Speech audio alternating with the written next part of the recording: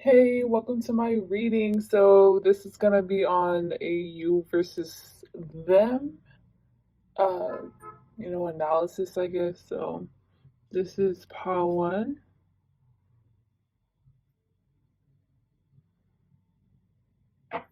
pile two,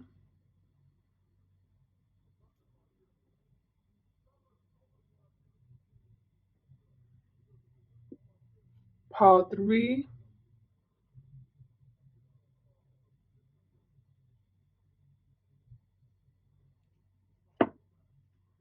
pile four,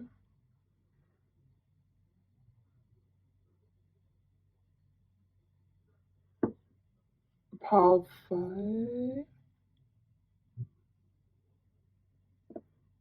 and this is pile six. It's actually one of my favorite ones. Can you even see it?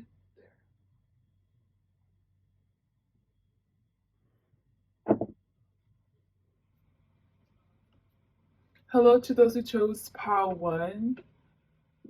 You might see some jump cuts because there's a lot of parts to this reading. Like, this is one section, and you have like four more sections to go if you really want like an in-depth analysis. Like, I'm giving you an in-depth analysis, okay? So if you want something that's like 10 minutes, you need to click off, okay?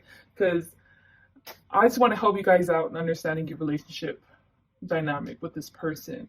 Okay, so I'm gonna just call this, I'm gonna just give them a name, okay? So this is gonna be Bridget and this is gonna be Jane the Arc. Whichever one you resonate with, go ahead. I'm gonna start analyzing Bridget. And what I'm gonna be doing is seeing how spirit, in spirit's perspective, what role does this person play, and what role does this person play in their dynamic. So this is going to point out if either person is toxic, if either person is, insecure, just like, or point out the positive things about them. I feel like this person, sorry, I'm laughing. Oh, okay, guys, I'm immature. Okay, sorry. The Bridget person could possibly be into furries, doing furry stuff. If that doesn't resonate, then it doesn't. If that does resonate for your situation, then this is the furry person, the one who really likes that. Okay, sorry, Lonnie, I'm sorry. Okay, this person likes pain during intimacy. Do you understand what I'm trying to say? Like, I'm getting like borderline like torture, and I'm getting like them like it, like they're taking the pain. And it's like both of them, I'm assuming this is how both Jin the Arc and Bridget are in this connection, but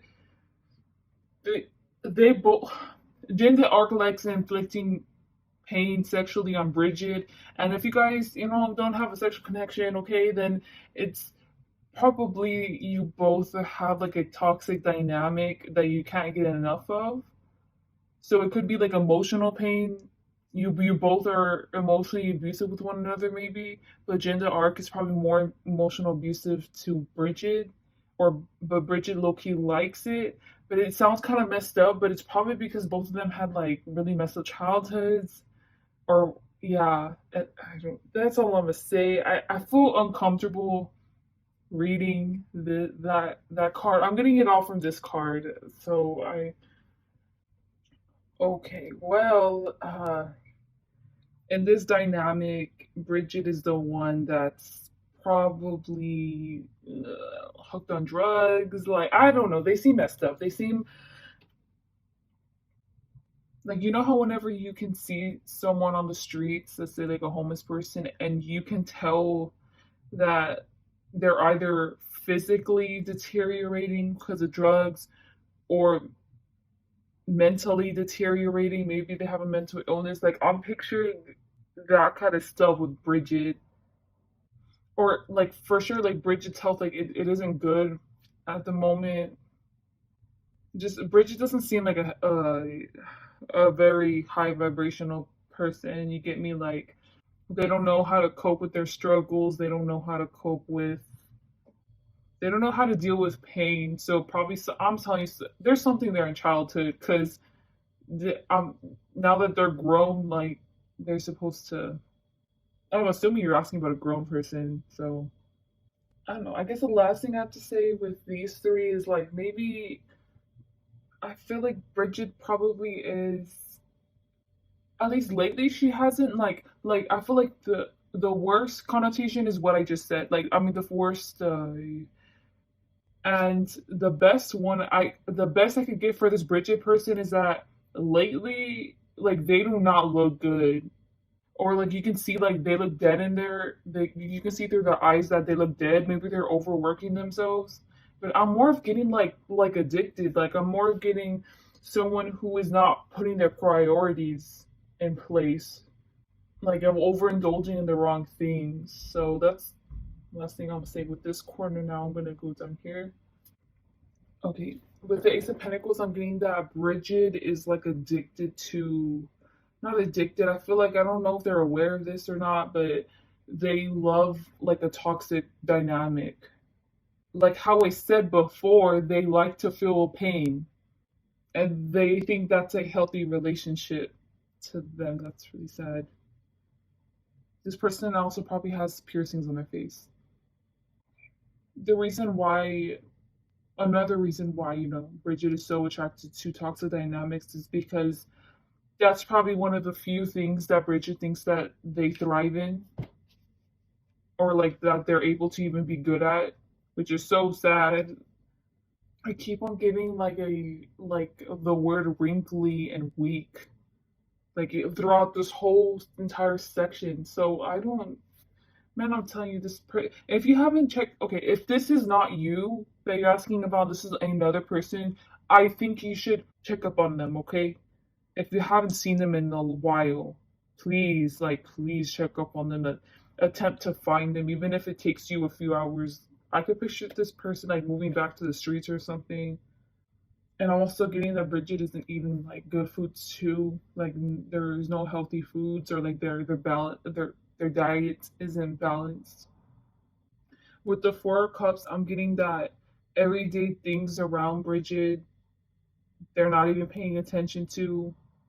A drug induced state, you get me? Like they're so high that they can't even register what's going on around them, or like maybe they're so drunk or whatever drug they use. If Bridget does have someone or a few people that care about them, she or he is not listening to them.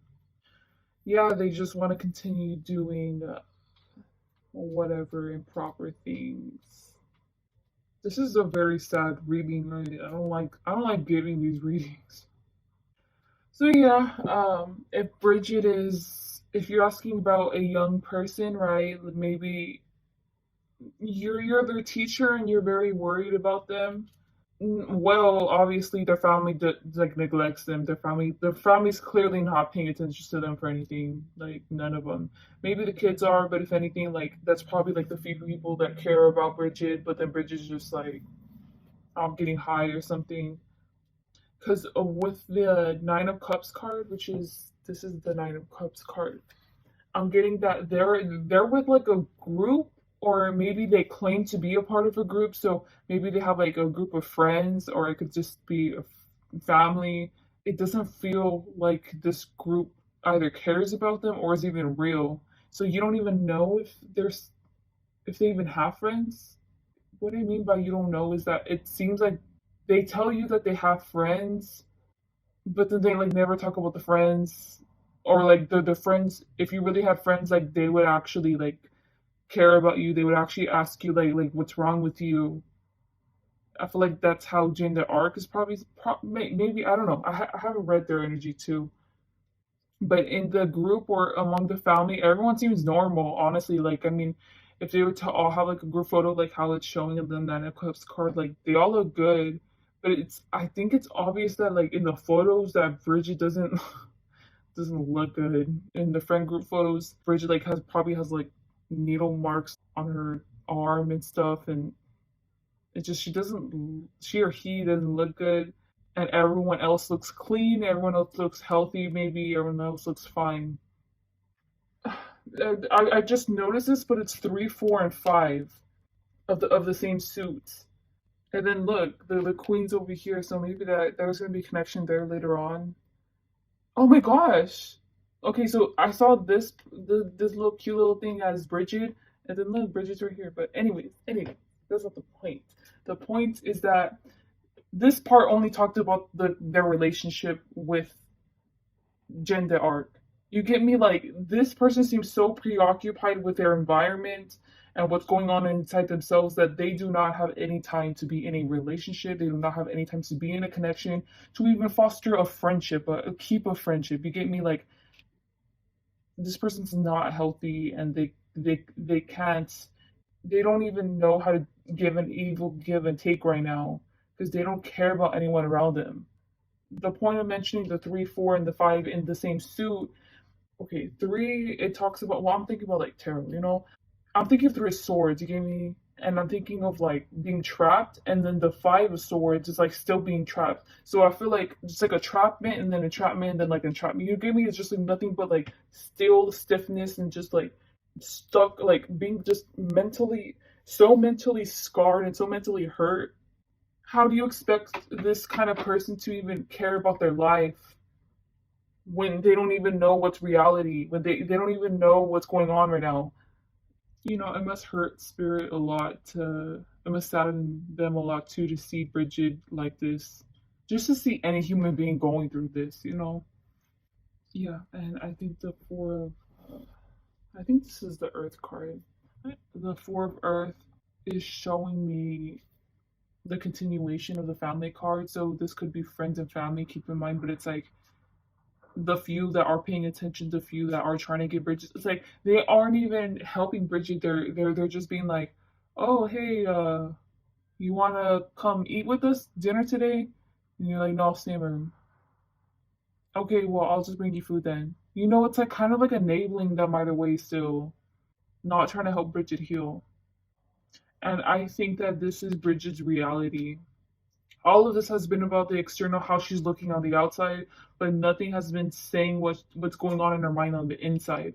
The only parts that did was what Spirit was telling me, but I think that this card is objectively showing me how Bridget is feeling in real life, and I think that if you know Bridget has like mental health issues, you need to do the what's it called? A welfare check or something. Call that in from the police station and then have them check her out. Guarantee you they're gonna take her. While I was doing the reading, I kept on getting that she was seeing something. She was seeing things. So that's why I said about the mental health thing. But drug induced mental health or whatever, like the reason why she keeps on taking the drugs, probably because she or he's an addict. But Bridget keeps on taking the drugs because Bridget is trying to reach the message. So in their perspective, like God is trying to give them a message and they don't know how to decipher, like they haven't gotten the full message from God, and they keep on doing the drug. They keep on indulging, like they've totally forgotten about all their medications to take maybe for mental health, right? And they have just full on gone crazy with their mental health, with their drugs, and they're aware of this, and they want to keep on doing it because they have yet to receive the message that they need to receive. And it's because they think that God or something still needs to give them the message, and they're still trying to find the message. And it's like Bridget thinks that right now, like at this moment, like Bridget thinks that they're so close to finding the message, but they still need to be in their drug induced state. They still need to full on into their mental illness to find out this answer. And this is why Bridget's doing this. So yeah, for all we both know, Bridget maybe had a plan of how this was gonna go, and maybe went haywire because this is like, what's Bridget gonna do once Bridget finds the answer? Like Bridget has to force themselves to be back on medication. Bridget has to force themselves to recover from being an addict. Like whatever. So it's not whatever. Sorry. This is the other person. I think that Jin the Arc person is definitely around Bridget. or is witnessing Bridget from afar. And I think Jin Dark is very concerned for Bridget. I'm not even getting like, if I'm being real from now on, I'm not gonna say that this is a romantic relationship anymore because I don't. I think you're asking about someone that needs help. Yeah, but you're very okay. I feel the need to say you're okay. So in regards to Jin Dark, I'm gonna say that this is you, and then I'm gonna say Bridget is whatever. I'm gonna still say Jin Dark. I'm sorry. Anyway, so Jin Dark is actually concerned. Jin Dark, I'm pretty sure they're at least mentally stable, and they're aware that Bridget's actions like are not good, that they're not okay, and they're going to go and fix it. This is how Spirit is viewing both of these two. Okay, keep that in mind. And you want to know what's so funny? Though this isn't funny because it has to do with drugs, mental health, and stuff. But this is another representation of gender arc. But I think that the imagery just came by. So by the way, this is the Justice card. Perfectly describes gender arc. By the way, like if you know her backstory. But the eye I'm getting is the answer. And the answer is with gender arc. Like the answer that Bridget's trying to find is with gender arc. So in a way, like by me saying this, I just feel so defeated for Bridget because it's like he's going through this to find this answer, and someone in reality actually has the answer, so they don't have to do all this. I think that Bridget has also heard gender art before because I was getting like a scar on her brow, so I think that Bridget caused this. I don't know if Bridget was even aware of this, but it's okay because they're gonna try again. And if gender arc is you, then and if you think that you're not going to try again, it's like whatever. Like that's not my problem. You are going to try again. So if you haven't noticed already, this character, the blue-headed character, is you, and this cute little thingy is Bridget.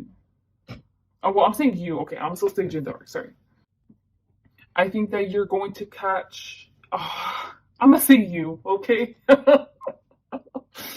You're gonna catch Bridget doing something with someone else, possibly someone else, but just definitely you're just gonna just in general. Like, who cares about the other person? Honestly, you're gonna catch Bridget doing something, and something's gonna go wrong. Something's gonna. I'm laughing because I'm nervous. Okay, like yeah, like I'm getting anxiety right now. So when you catch Bridget doing this thing, like other people are going to be with you catching Bridget doing this thing too. Instead of ignoring Bridget, I think that all of you collectively are actually going to actually help clean up Bridget. Like I'm already getting clean up. So maybe it could be this is just what pushes you guys to put Bridget in a room and force her to get clean and also clean up. It could be like Bridget's super dirty, like Bridget pooped herself or himself. I don't know. It could be anything like that. And over here, I know this is like you can't be wasting your time on ridiculousness. You can't be checking on this person, but with it in reverse and with this Three of Wands card, I'm actually seeing like if you send them to a hospital, like I see you visiting them and then bringing gifts to them. And I guess like just try to be a light in the darkness. You get me? Because I think you're aware that Bridget is going through things, is just going through a dark moment in their life, and their mind is probably in such a horrible place that you probably can't even comprehend. So the least you can do is bring light into that darkness, even a little bit. So maybe you can do arts and crafts with them. I'm just gonna get like rehabilitation. So it could be mental rehabilitation, it could be physical rehabilitation. But yeah, you're especially with the Justice and the Three of Wands cards. I'm getting that agenda. Like I'm getting you. Like you're such a calming presence. Like you know how there's like the eye of the storm in regards to like a hurricane. You're like the eye in the storm. You're just so with all this chaos going on. It's like you're just the calming. Like that's how Bridge is gonna be seeing you. And I think it's funny that this card shows up over here. It's Ask Professional. Okay, so it's like, you know how this is the Nine of Wands and this is Justice? So if you both notice, like, the terrain that they're in is dry, darkish. So then Jin the Arc enters in this darkish place so that way she or he can retrieve Bridget. Once they've retrieved Bridget, they go off into like a space so that way there can be some healing done. At least a little bit of just at least help Bridget even mentally process things correctly. Like you can feel my hand, right? Or do you know your name? Do you remember what happened a week ago? Like, you get me? Like, I'm really getting like rehabilitation, that's why. And then with the King of Cups over here, it still has the eye over here, it being the answer. But look at like it's all the water. You get me? And I get the same vibe from all of these, and that like Jinda Arc really does feel like the professional, like leading the plan for Bridget find the answer. And it's not like if Jin the Arc is telling Bridget that Jin the Arc has the answer. It's simply Jin the Arc is wearing it. And until Bridget notices it, until Bridget is self-aware enough to notice the answer, it feels like it's common sense, and then it's like plastered on Jin the Arc. Yeah, and I very much see you being a figure in their life and telling them what's right and what's wrong, and telling them, and or like if they ever try to retaliate, you're just gonna be like, why are you telling me what another druggie told you? Why do you think I would trust what another druggie would say? It's like stuff like that. Like that's what I'm getting with Oscar professionals. Don't rely on your friends or the internet. Like isolating Bridget, and once again like rehabilitation. Wow, guys, that was good luck with this. I don't know whose side you're on. Good luck to you. And guys, wait, there's actually more to this, believe it or not. Okay, guys, so this is going to be the section on how do you guys feel towards one another. This is going to be how Bridget feels towards Jinda Arc, how Jinda Arc feels towards Bridget. Okay, are you actively doing this right now? I guess whenever the recovery happens or whatever Janara is about to do, Bridget does not like it because they don't like. Okay, in their mind, Bridget's like, whatever, like Jen's arc, like why? Okay, like I get it, like she's telling me to do this, but like she doesn't have to say it like that, or like she doesn't have to make me do that. Like I know of other techniques to do this and this, and Jen Arc isn't even listening to me at all. Jen Arc is forcing me to do it one way, but in reality if you were to look at it like objectively, um, they're just mad that they even have to heal, that they have to recover. It's like Jinda Arc feels like Jinda Arc, sorry, Bridget is feeling like Jinda Arc is forcing them to face trauma, but it's like okay, I think that this is the main problem. They feel like Jinda Arc is forcing Bridget to face trauma in a rapid pace, which is there's something called flooding, and that's what therapists do with like people with anxiety, you know, to help them overcome their fears. They end up exposing them to whatever they have a fear of, and so that way they can help the patient get over it. And I feel like this is the kind of approach that Jinda Arg is using, or there are like they just cut them off from the drug or something, and they just feel Bridget feels like it's unfair because she or he knows the techniques where they can win you off the drug, where there's different types of therapy where you don't have to do this. You can change my thought process. You don't have to force me to face my trauma. But low key, this is the right thing to do. And they know that this is the right thing to do, but obviously they're not gonna like it. Gender arc is forcing everyone to see like I'm getting like this kind of with people around like gender arc is forcing Bridget to see like all like it's like exposing yourself naked like emotionally in front of other people that they don't even know, and now other people know their secrets. Now everyone knows every single little detail about Bridget, and it's like you didn't need to do that. You didn't need to do that. You don't need to go this far. But I can't do anything because I'm helpless. Like you guys are literally basically cornering me in a room. Yeah, and I feel like Bridget is purposefully being defiant and not listening. But I mean, at the end of the day, Bridget has to follow like Jinda Arc's whistle. How does Bridget feel towards Jinda Arc? This is like a totally different thing. But I think that once this process starts going on, obviously Bridget doesn't like it, right? But once Bridget starts even begins getting better, because look, Bridget is coming out with nothing as swords. And did I not tell you that in the beginning when the 3, 4, and 5 were there, that the 3 reminded me of the 3 of swords, and it's over here, you know, all these synchronicities. But anyway, so yeah, so maybe this is like an air sign, but anyway, so Bridget is actually gonna start liking Jen the Arc. Okay, how is Bridget gonna feel like Jen? How is Bridget gonna feel towards Jen the Arc in the future? Okay, sorry. Bridget wants to start acting like Jen the Arc, and this Bridget starts looking up to Jen the Arc because I don't know if you noticed, but over here, Jen the Arc, the card describes her as the King of Cups.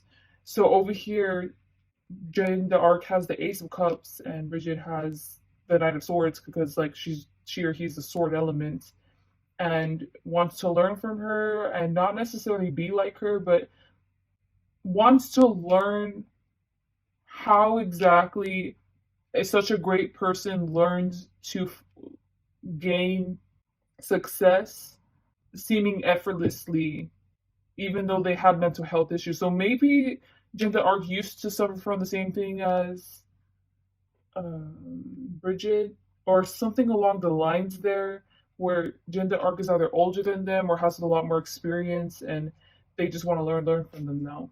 So yeah, and this is going to be how Jim Arc feels towards Bridget.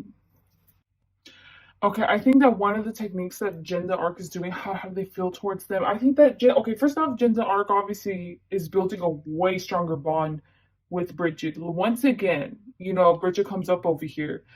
You notice how like there's cohesion here.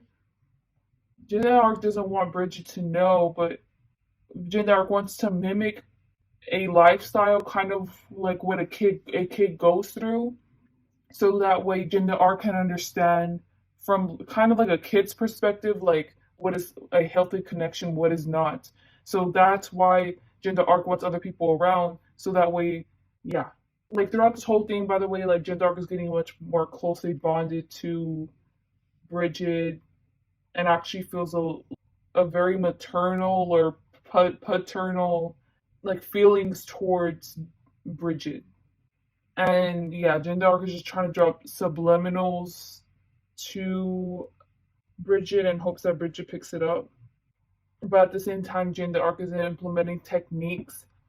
Like this is how it looks like on the surface. You know, it's like, oh, whatever, it's chill. Like, come on, you gotta do this. Afterward, we can go and paint. Afterward, we can go and eat or something. And yeah, especially with the 2 of Wands. But little does Bridget know, like this is what's going through in the Arc's mind. And the Arc is planning, looking up techniques, maybe psychological techniques and stuff, how to help Bridget overcome this sickness or whatever is going on with Bridget, so that way Bridget doesn't go back to the state ever again. Okay, guys, this is going to be both of your actions to one another. I mean, towards one another. And I think that, y'all, this is so cute. Wait, can you? Okay, yeah, you can see it. Look, over here on Jinda Arc side, both of the love cards came out, and those are the only two in this like cute little stack I have. That is so that's so beautiful. And look, they're both going towards one another. Like what? Actions towards Jinda Arc. I think that this person, Bridget, yeah, is gonna start taking more action towards Jinda Arc once his or her life starts going uphill. So I think that like in the universe's eyes, you know, like it's we can't see what part of the wheel we're on, we can't see if we're on the bottom, we can't see if we're on the top. Well, it's whenever for a while, probably Bridget has been down here and now Bridget's gonna slowly go up, and that's when the actions are gonna start getting triggered. And actually, with the Ten of Swords, I think that this is like, oh, okay, actions. Okay. So this is going to be when Bridget is released from rehab or whatever Jinda Arc is doing to help Bridget out. The old friends are going to start coming back. You get me? I'm really getting that. Like, old connections are going to start interacting with Bridget. And over here, this is believe what you see, face reality, or you're living in a la la land. So when Bridget is released, you know, hey, what's up, guys? And she's gonna hang out with them, right? She or he's gonna hang out with them. It looks different. Like the cards that were showing them before. So this could be Bridget going back to his or her family or whatever this group is, and Bridget goes back.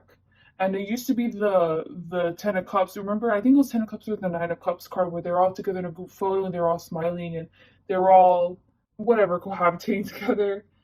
When they come back, when it says believe with what you see, I think that Bridget is going to see what they all are in reality. So because Bridget's mind was so skewed and she or he wasn't all there before, now that Bridget's mind is clear, now she or he literally sees them for who they are. Like how Jen the Arc used to see Bridget when she was so low or he was so low. It's like Bridget finds themselves in that same place. But instead of helping them, Bridget's gonna leave them. So I could picture if they're going back to the same family and the family, I think that Bridget's just gonna try to file for like emancipation. Like I'm really getting that, or Bridget's gonna move out. Bridget's gonna stop hanging out with the same friends for sure. Like, and it's so cute because it ends with the Sun card and then it goes straight towards the Knight of Wands and Gender Arc side. This is so cute, and they're both running towards each other. Oh, I already said that, but oh look, you're loved. You're here for a reason, and it matches with my nose. So I think that over here, oh my gosh, wow, this is so cool. Okay, you know how I told you it starts off with Bridget being released? Okay, this little section in like it starts off with Bridget being released too. Okay, over here saying your love, don't mess it up for yourself, right? And then over here I was getting, okay, if you guys have seen anime, Naruto, there's the Rinnegan, and I was getting the Rinnegan is over here in the middle of the forehead, and it was like, oh, and it was blasting on the flies, and I was getting that the flies represented, like I feel like Bridget is on a Bridget's on a roll, just like healing and healing and healing. It's like, oh, the next thing to heal, next thing to heal, whatever. And with this card, it's like them saying farewell to each other. And now that Bridget's gained this ability to know how to attack her demons and know to not let them take over him or her, now Bridget has to go and live on her own. Him or her, whatever. And I'm getting just like so much mixed emotions from this because it's like, how I told you that Bridget was searching for an answer? I think that Bridget finally found the answer, realizing that once you're going back out into the world, now you know the answer. It's like I can't believe that. It's like that, like an overwhelming feeling of like I actually did this. Like I actually recovered. At least for now, I've recovered. And of course, probably feelings of being sad from having to leave Gender Arc. Guys, this is so beautiful. I want to cry. You guys have one more section to go, by the way, but wow, I can't wait to read this. I feel like Bridget is gonna purposefully bump into. Okay, look, you guys asked for the actions, right? So this is the action. So the actions is they're gonna leave the old friends out in the cold, or the old group out in the cold, and they're gonna go towards Bridget. I mean, they're gonna go towards Jinden the Arc. And then over here, the actions on Jinden the Arc is to help out Bridget. So first it starts off with Bridget being like, "Oh, hey, Jinden the Arc, like, whoa, what do you know? Like, we bumped it. I don't know. Like, Bridget's gonna do it on purpose to where at least Bridget gets to see Jinden the Arc." And then Jinden the Arc's like, "Oh, like, hey, what's good or whatever." In reality, like Bridget needs Jinden the Arc's help, and because like Bridget needs new friends or Bridget needs a new family system. So then, whatever. So then wow, I just realized that this is the Ten of Swords, and it's also like the end of the suits. There was nothing but swords talking about Bridget, and then now Bridget's the sun. Anyways, at first, okay, so Bridget's like, I need your help. So Gender Arc, the action towards Gender Arc in the future is they're gonna help out Bridget in regards to helping them make healthy connections. So this is what Gender Arc's gonna do. They're gonna set them up, but once again, like how the healing process started, Bridget's not gonna like the way that Gender Arc is helping her. Like if Gender Arc is gonna place Bridget into a nursing, not a nursing home, like a foster home, let's say. Bridget's not gonna like this. Like Bridget's gonna think it's toxic. Like Bridget's gonna think that like they're not good for her. And if it's not that, like whatever job opportunities Bridget is offering to Jane Dark is offering to Bridget, she or he feels like that job, it's like it's toxic. Like the coworkers are toxic, whatever, all this stuff. I think that there's kind of like going back and forth about it, because it's like you need to be grateful for whatever I'm giving you, but the actions in mind, when I'm seeing it, I think that now that Bridget, I told you, Bridget's on a roll with the toxic stuff, like getting rid of the toxic stuff. Bridget's on a roll. Okay, so now that Bridget's officially starting anew, and like it's like, why are you letting me settle for this stuff? Like I know I'm better. I know that I'm better than this. Like it's basically like that, because like the people around them are acting like high schoolers or something like that, you get me, or like they're just being really immature. And then Jen the arc is like, trust me, just wait for it, just wait for it. And afterward, well, a long time of adjusting for Bridget's actually gonna like it there. Hey guys, this is going to be the outcome of both of your connection together. You know what I think that this is? I think that it's like Jen the arc saved Bridget from a bad lifestyle and adopted Bridget, and is now taking care of Bridget. A home, a what's it called? Like an adoption home, and Jen the arc is the leader of it and has to help uh raise Bridget. But either way, at least for the next few years, for sure, I see Jen the arc guiding and taking care of Bridget. And you know how I was saying that Bridget didn't like his or her environment, her new environment, but I think that, oh, but then that they were going to eventually like it.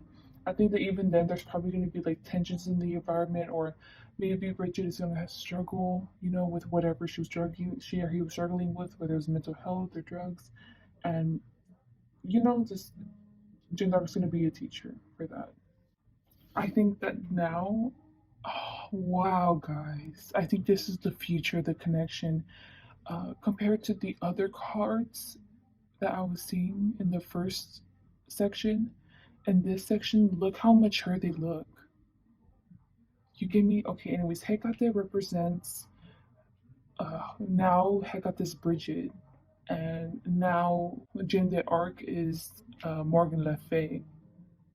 Okay, I could see for some of you guys, Hecate is gonna work for Morgan Le Fay. It's gonna be Morgan Le Fay's assistant. Either this, or Hecate is going to, once again, you know how I told you that before Bridget wanted to emulate and be like George, Morgan Le Fay. Well, now it's like Hecate is Jen the Arc now, which is Morgan Le Fay now, and now Hecate is gonna start taking control and helping out with all the kids around too, all the other adopted kids maybe, or start being more responsible. I mean, for all I know, in the future, Hecate could be like a business person, and now that Hecate is making so much money, starts giving back to whatever who the people that Morgan Le Fay is helping now. Wow, this is like a beautiful duo, because I'm seeing like Morgan Le Fay being like a healer, and Hecate is just helping and fueling and taking away the very difficult responsibilities that have to be put on Morgan Le Fay for taking care of such youth, you get me, or of troubled people. I'm telling you, I just see like a group of kids. This is like Morgan Le Fay right here, and this is Morgan Le Fay watching this happening. But then this one cries and says, "I'm so sorry." And it's like, it's okay. I'm sorry too. Just the little things that the kids improve on, or the little things that the patients improve on, it brings it it's like her life force, you get me, like it brings Morgan Le Fay more life force, helping, watching others repair and heal, just be like Hecate, like how Hecate is gonna be in the future. Guys, I want to cry because this is so beautiful. I can't believe I did this type of reading. I'm thank you so much for clicking on this pile and having me read your energies. If this did resonate, please comment. I would like to hear at least a little bit of your story, like this is so unique. And just good luck on this long journey with this person. Have a great day or night. Bye. Oh, and subscribe, please. Hello to those who chose pile 2. So we are going to get into it. There's gonna be 4 sections to this. So if you see cuts, like cut to like a different pile, it's because that was the different reading I did for you. So this is on how spirit views you guys in your connection. So like this is them objectively looking at you, be calling out your toxicity. They could be calling out their toxicity. They could be saying that your health so healthy. I don't know. Like we're gonna find out. But I'm gonna start over here with where Segment and Artemis is. I don't know. This person over here is like holds themselves back. The reason why I said I don't know is because like the interpretations I'm getting from these 3 cards are like weird. Like this person isn't direct with their problems, and whenever they are direct with their problems, they end up diverting away. Like, oh well, okay, never mind then. It's kind of odd. Like I'm getting, at least for now, with these 3 cards, I'm getting like a distance from this person. Like this person wants to distance themselves from whoever this is. But it kind of feels like this person, or this Morgan Le Fay person, is probably more domineering, and that's why they're being distant. But yeah, no offense, but like honestly, this person just doesn't have a backbone. They can't take criticism for anything. For now, I'm gonna call this person Segment and this person Morgan Le Fay, okay? Because I don't know which one you're gonna resonate with. With this person over here with Segment feels like Morgan Le Fay thinks that Segment is like a child. They're not doing like grown up things. Like they aren't growing up. They aren't taking responsibility. Like Segment's just too playful, or like not necessarily playful, but Segment doesn't like responsibility. Segment likes to go around. Maybe Segment is seems kind of like a F boy, F girl, and they don't like commitment. It could be that too. So yeah, that's how Segment's thinking Morgan Le Fay is seeing them, and then with that in mind, I think that Segment sees Morgan Le Fay as very mature, like just put together. Segment thinks that Morgan Le Fay sees through people in general and definitely sees through them and probably sees all their flaws and stuff. And maybe that's why they're kind of avoidant of Morgan Le Fay, because it's like Segment has problems with Morgan Le Fay, but I feel like Segment thinks that even if they were to mention these problems to Le Fay, Morgan Le Fay would quickly counter that, not only counter their argument, but say some more problems about Segment, which very much are problems, and Segment is aware that they're not perfect and like they have a lot of issues probably. Like after the argument, Segment is gonna feel like they thought that they were below Morgan Le Fay, like this is Morgan Le Fay, this is Segment. Now Segment feels even lower than Morgan Le Fay, like just even. But I don't necessarily think that Segment confronts Morgan Le Fay with problems. Maybe if they do, they try to sugarcoat it, but it just ends up being thrown out because Morgan Le Fay. I don't think probably Morgan Le Fay can't decipher maybe that Segment is trying to mention a real issue, but Segment is sugarcoating it. But yeah, if I'm being real, like this type of dynamic doesn't feel romantic. Segment's like way less mature than Morgan Le Fay. It just seems like a very distant relationship. This is why I'm confused why you're even asking about it, unless you're asking about like maybe like your mom or your dad or something. Anyways, yeah, Segment sees Morgan Le Fay as like super sure of themselves. Morgan Le Fay knows their values. Morgan Le Fay has experience and Morgan Le Fay has been through it. You get me? Yeah, like Sexton feels like they have a long ways to go until they even reach the level of maturity as Morgan Le Fay. So that's why they in general don't feel at their level. But the main problem is that Segment feels like they do have valid issues against Morgan Le Fay, or like they have like valid grudges. Maybe, possibly, yeah. When they think about confronting Morgan Le Fay about it, they just think like, well, I think that my issues are valid right now, but if I were to say it out loud and mention it to Morgan Le Fay, like it actually sounds stupid, or it doesn't sound. It sounds like it's my problem. It doesn't, I don't know how to describe it. With the Sekhmet and Artemis, I'm getting that this person is very defensive against the other person. And I mean defensive in that, like, I know that they're in like a position to attack, but from what I'm getting, this person is defensive and like getting out of Morgan Le Fay's way. Honestly, I think that the last thing that crosses their mind is attacking Morgan Le Fay. With all these imageries, I keep on getting them being very, very flexible. So I don't know if that has anything to do with if you're trying to decipher this is you or this is them. Like, maybe this is like a physical attribute about them. And another thing I'm getting from these cards is that I'm gonna refer to them as segments, but with both of these cards coming out, I'm getting that they think that they've mastered the art of hiding. So they think that they're amazing at hiding, but it feels kind of like childish if I'm being honest. Like it feels like they're treating it like it's their like superpower or something. And it's weird because it's like why would you want that as your superpower? Like wouldn't you want like powers as your superpower, but instead it's hiding. And with that in mind, I think that their fantasies, even in their head, like project this sense of like them not feeling powerful, them not deserving like better powers. You get me? Or it's impossible for them to upgrade right now. Maybe in a few years, possibly. With these two cards on the bottom, I was getting maybe I think that this is what they feel like they should do in regards to this Morgan Le Fay person. So over here, I got take a shot, move on, maybe two, and then move on. Like at the most, that's what I was getting. And with this card, I was getting that it feels gross, but Sigmund's like trying to infiltrate Morgan Le Fay.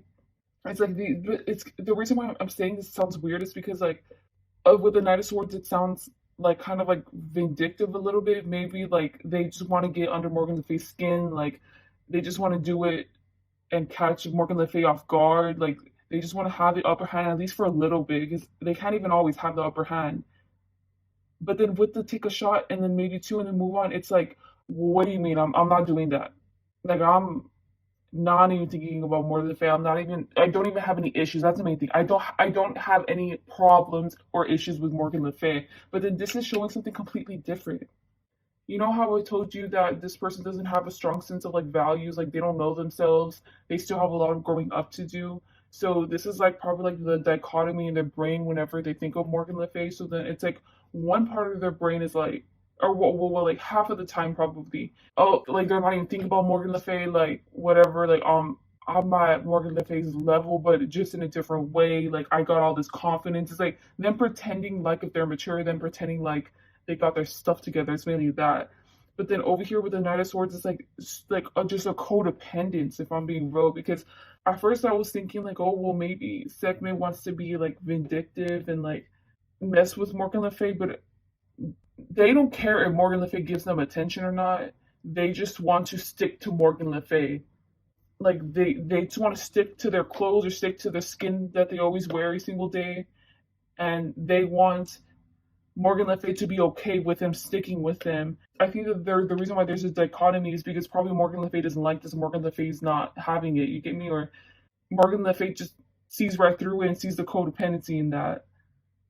So yeah, I guess this is their like true desires. And since they're both facing over here, it's like they're saying that they're doing this, but they're not. Like they're like they don't want to. They don't want to do this. They don't want to move on. for Morgan Le Fay, or they don't want to let go of their issues against Morgan Le Fay, and they still want to confront Morgan Le Fay. But at the end of the day, it's like even if they were the best possible outcome for them is they don't care if Morgan Le Fay doesn't talk to them ever again. They just want Morgan Le Fay to be okay with them sticking to Morgan Le Fay. So it could be them still receiving more money from Morgan Le Fay, them feeling like no matter who Morgan Le Fay is with, Morgan Le Fay will always go back to Sec. Morgan Le Fay will always have the love for Segment. You know, it's like it could be that, but at this point, I don't see it being like domineering. Like, oh, I want power over Morgan Le Fay. I think it's just they just want to at least be in their life, and I don't think Morgan Le Fay is letting that happen. And I think that these cards over here are just reiterating that this person feels helpless against. I was gonna say demise. I guess Sekhmet has already received like a rude awakening or something that Morgan Le Fay gave him or her, and it's like they have to accept it, and they don't like being exposed or being let go of. They're a ragdoll. Morgan Le Fay can just throw them around all they want, but Morgan Le Fay isn't doing that. That's the thing. Like just like leaving the ragdoll there and just never visiting it again. Like that's how they feel. And it's like at least use me. You know, with the Knight of Swords, it's like at least like use me sometimes. At least like I don't know. It honestly sounds toxic. This person sounds like a mess. But yeah, in this whole situation, in this whole connection with Morgan Le Fay, they feel defeated. Like their ego, if their ego was big before, it's not. It's like I don't mean to laugh, but like it's like the size of a penny now. Let's just say that at least with Morgan Le Fay, because over here I can see how like they're acting like if with the take a shot, they're acting like it's like their ego's still big, you know, like they're onto bigger and better things. They're doing all this stuff, but no, like they do not feel like that at all to Morgan Le Fay. Like I could picture them, let's say Sekhmet is at a bar and Morgan Le Fay is walking in. Sekhmet has like three guys or three girls with him or her, right? And whatever, like they're all flirting with Sekhmet, and like Sekhmet's like, oh, like Sekhmet looks good, you know. Morgan Le Fay walks in, and they just want to submit to Le Fay, and they just want to be like, hey, well, like, hey, well, I know good drinks here. I like I don't know, like something like that, like an interaction like that, or like, oh hey, I know this drink. Like, do you want me to like buy you a shot? Like they want to be overly nice with Morgan Le Fay. I don't know why they have a submissive personality with Morgan Le Fay. I think that if they did not have this personality back then, when Morgan Le Fay and Sekhmet used to have a relationship, I think that it feels like Morgan Le Fay like socially like slapped the out of Sekhmet and then stomped on Sekhmet and just left them out to die. Maybe not socially, but it's mainly emotionally. That's what Sekhmet feels like Morgan Le Fay's done. So now Sekhmet feels like their emotions aren't valid and stuff. Like it really does. If this person cheated or something, you got mad, or if it was vice versa. Let's say even if you cheated on them and they got mad or whatever, it's like you will never do that again. This person will never cheat again. Whatever they did wrong, they will never do it again. Okay, and they just don't really know how to show that to you also, because they know that they're not good enough for you. I don't know. It's like that. So over here, I'm going on to Morgan Le Fay. Okay, really from Morgan Le Fay, I'm getting that they have a pretty defiant personality, or at least in this connection. But if I'm being real, I'm getting that they're a defiant person in general, and they don't like being told what to do. Yeah, I can see how, you know what, remember, you know how I mentioned that Morgan Le Fay probably did something to where it made Sekhmet feel like it's like inferior, or like they're super good at arguing. Yeah, Morgan Le Fay seems like a very independent person. They can thrive on their own, like they could care less.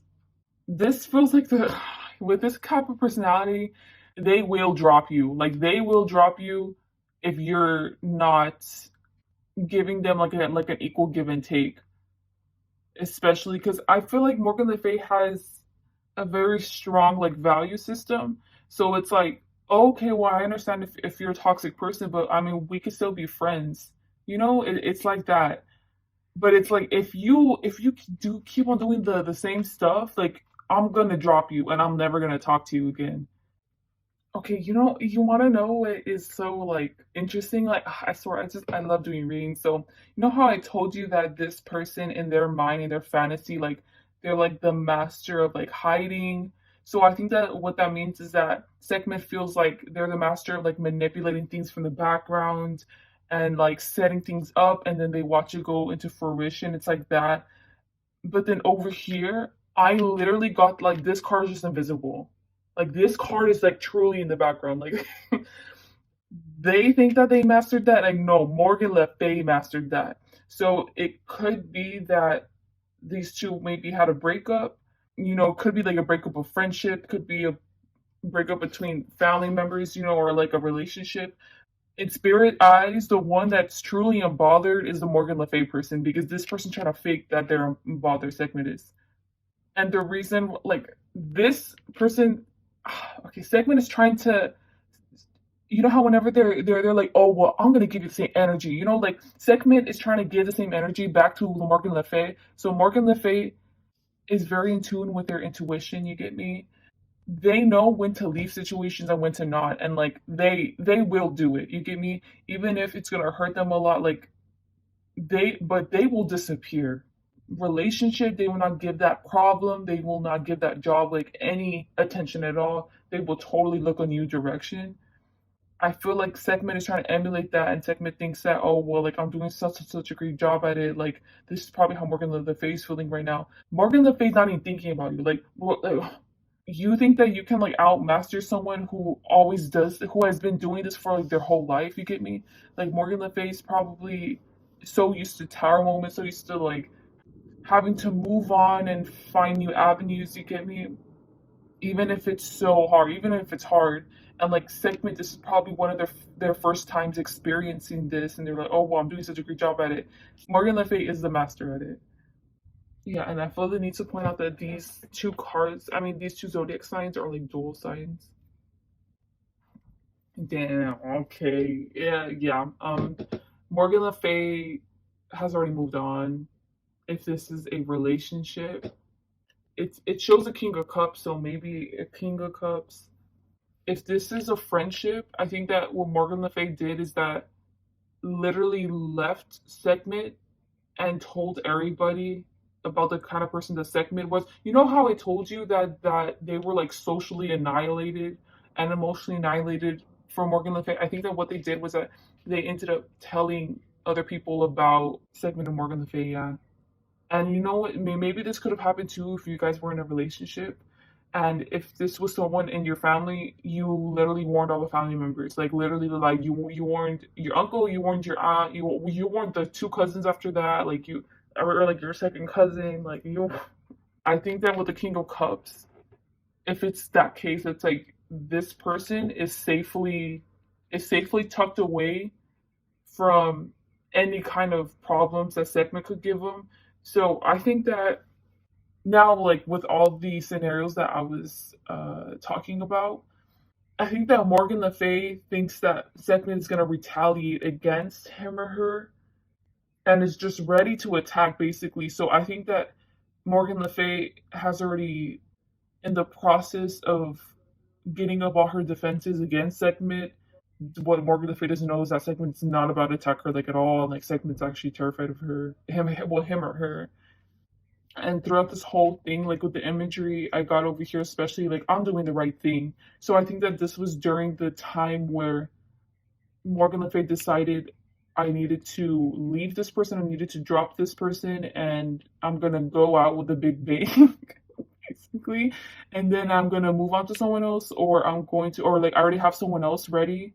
Like it could have been that, guys, or like just them hyping themselves up and like I'm so like the King of Cups is a beautiful person, I'm getting like I'm such a beautiful person, like on the inside and out, like I'm so in tune with my intuition, like thank God I listened to it, because like look at me, like I deserve everything in the world. I deserve great things. I deserve great people. I deserve great connections, and I can't settle. And it's like them hyping themselves up about dropping segment, like probably because like it's not easy leaving people. Morgan Le Fay probably had their doubts over here, and it's just them trying to ease themselves, like ease their pain that they're feeling that they left segment probably. And over here, I think that after Segment did this, they received a spiritual awakening, and if they haven't, I think it's two things. I think that they are going to, or they have received a spiritual awakening, and they're going to receive a lot of gifts, like from the like universe or from like God. Because over here, I see getting stuff downloaded to their head and it's making their whole body colorful. And then over here with the Ace of Swords, you know how over here I told you that Morgan Le Fay like tries to hype themselves up, tries to like just to be confident in their decisions. With the Ace of Swords, I'm getting that too, but it's like them receiving these downloads, them receiving these gifts, and just really hyping themselves up. So I think that that's like a cute like technique or like self-soothing technique because it doesn't come from an ego place. It comes from them genuinely bolstering their qualities and them appreciating their qualities and like actually like in reality they genuinely have these qualities whatever they're hyping themselves up about and them hyping themselves up about the gifts. So I think that that's like a self-soothing technique that they've learned to do. So maybe they've learned to do this through because they used to have insecurity problems maybe and now they have such a great. My point is that with that in mind, like Morgan Le Fay is so mature. Like Morgan Le Fay is so in tune with their intuition, and if they have had issues in the past it does not show because they've made such great strides in their mental health and their coping and I mean in the way that they cope. And I think I'm just seeing like a glimpse of it because I feel like a regular person would just be happy, like yeah, like let's get to it. But Morgan Le Fay has to incorporate it into a strategy, so that way it can help foster good mental health in them. So I feel like Morgan Le Fay has suffered from like a or no has had mental problems in the past. So yeah, honestly, like all of these bottom two have nothing to do with segment, and it seems like they're onto like bigger and better things. And over here, I feel like the same thing was showing on the bottom, right? On the bottom over here, it was showing them like, oh, whatever, I'm moving on, but in reality, like they want to do this with the whatever I'm saying with the Knight of Swords. But then over here with the J of Swords, which you can say that this is the Knight of Swords too. It's like Morgan Le Fay receiving downloads and then them moving away from segment, which funny, these are all swords cards. Okay, this section is going to be on how do you two feel towards one another. So the other one was Spirit's perspective, objectively looking at you guys' actions and stuff and seeing through like your facades. But over here is how you both are genuinely feeling about each other. So this side obviously is Sekhmet side, and this side is Morgan Le Fay side. Oh, okay, with the Ten of Cups and the sad card, I never pull out this card too. This is Morgan Le Fay, and Morgan Le Fay, like you see, I told you, like Morgan Le Fay doesn't want to leave segment behind. With the Ten of Cups, I'm getting that Morgan Le Fay truly probably thought that they both were like soulmates, and like soulmates doesn't have to even be romantic. It could really be like they really thought that they were a family. They really thought that they both like vibed so well that segment was going to be in Morgan Le Fay's life like way longer than what they ended up being. Like I feel like this was kind of like a short term thing. If not, like it was like a reunion thing and then it just fizzled out real quick. So I think it's just overall Morgan Le Fay isn't satisfied with the situation and is disappointed in how everything played out. I don't necessarily think that they're disappointed in segment. I think that Morgan Le Fay is mature enough to realize that no matter how mature they both are, the same situation is probably going to play out again.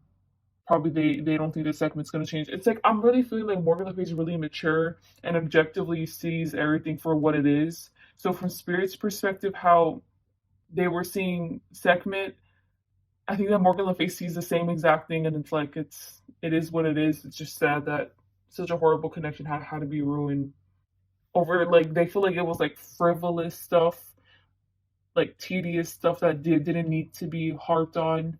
It could have been let go of, could have been worked through. Yeah, they feel like this is done at least for the next a long time. Yeah, how does Morgan Le Fay feel towards Segment? They feel like this is done. This connection is done. They both are different life paths.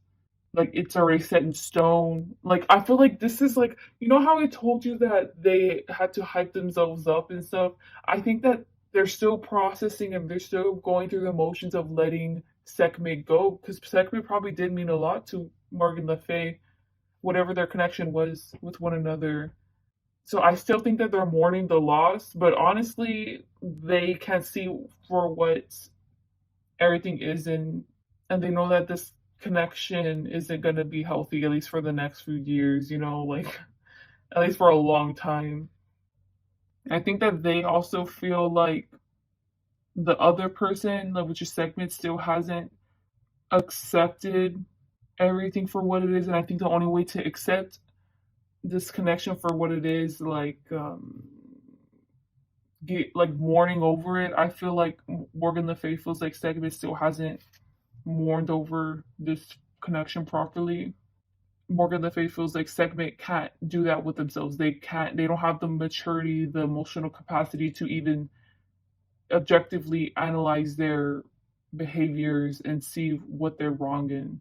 If Segment is trying to give signs to Morgan Le Fay that they want to get back with them or that they want to continue interacting with them, it's like there's a reason why Morgan Le Fay's acting like dead to it, like is not even responding to it. It's because they are accepting and still mourning over the loss of this connection. For when I was reading how Sekhmet thinking that Morgan Le Fay would treat them if they were to ever confront Morgan Le Fay with problems, I don't think that Morgan Le Fay would even do that though. If I'm being real, they would handle them with more kid gloves because with these cards on the bottom, for what I'm seeing, you know how over here, I feel like this is like a fly.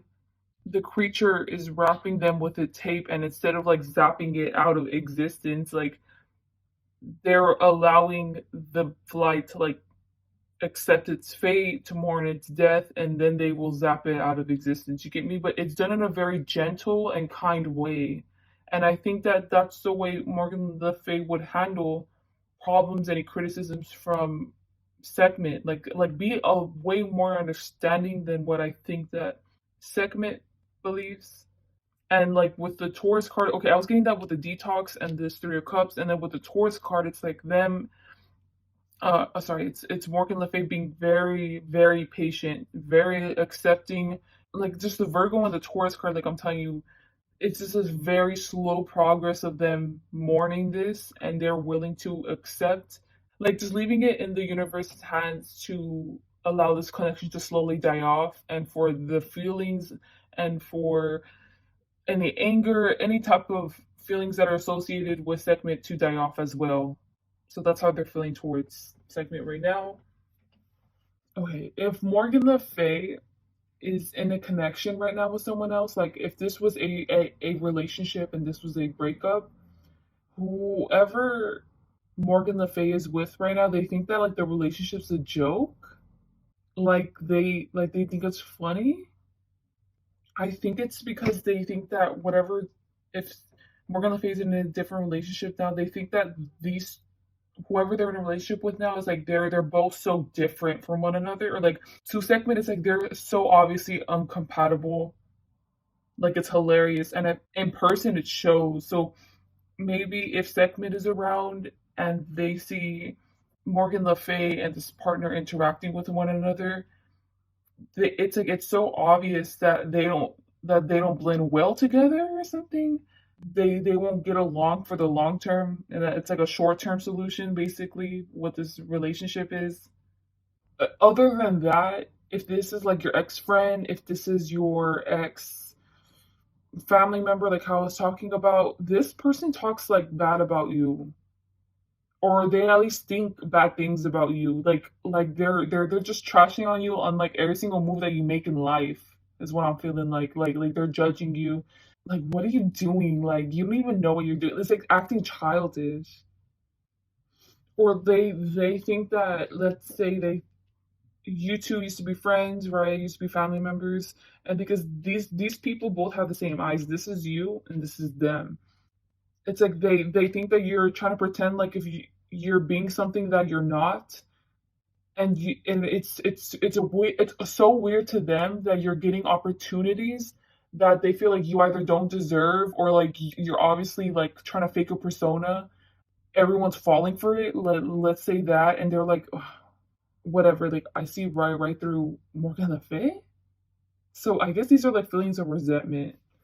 But yeah, if you're in a relationship, I don't think that they're talking mess about you. I think that they truly believe that you two are incompatible. Maybe they notice that you're dating people or you're going after people.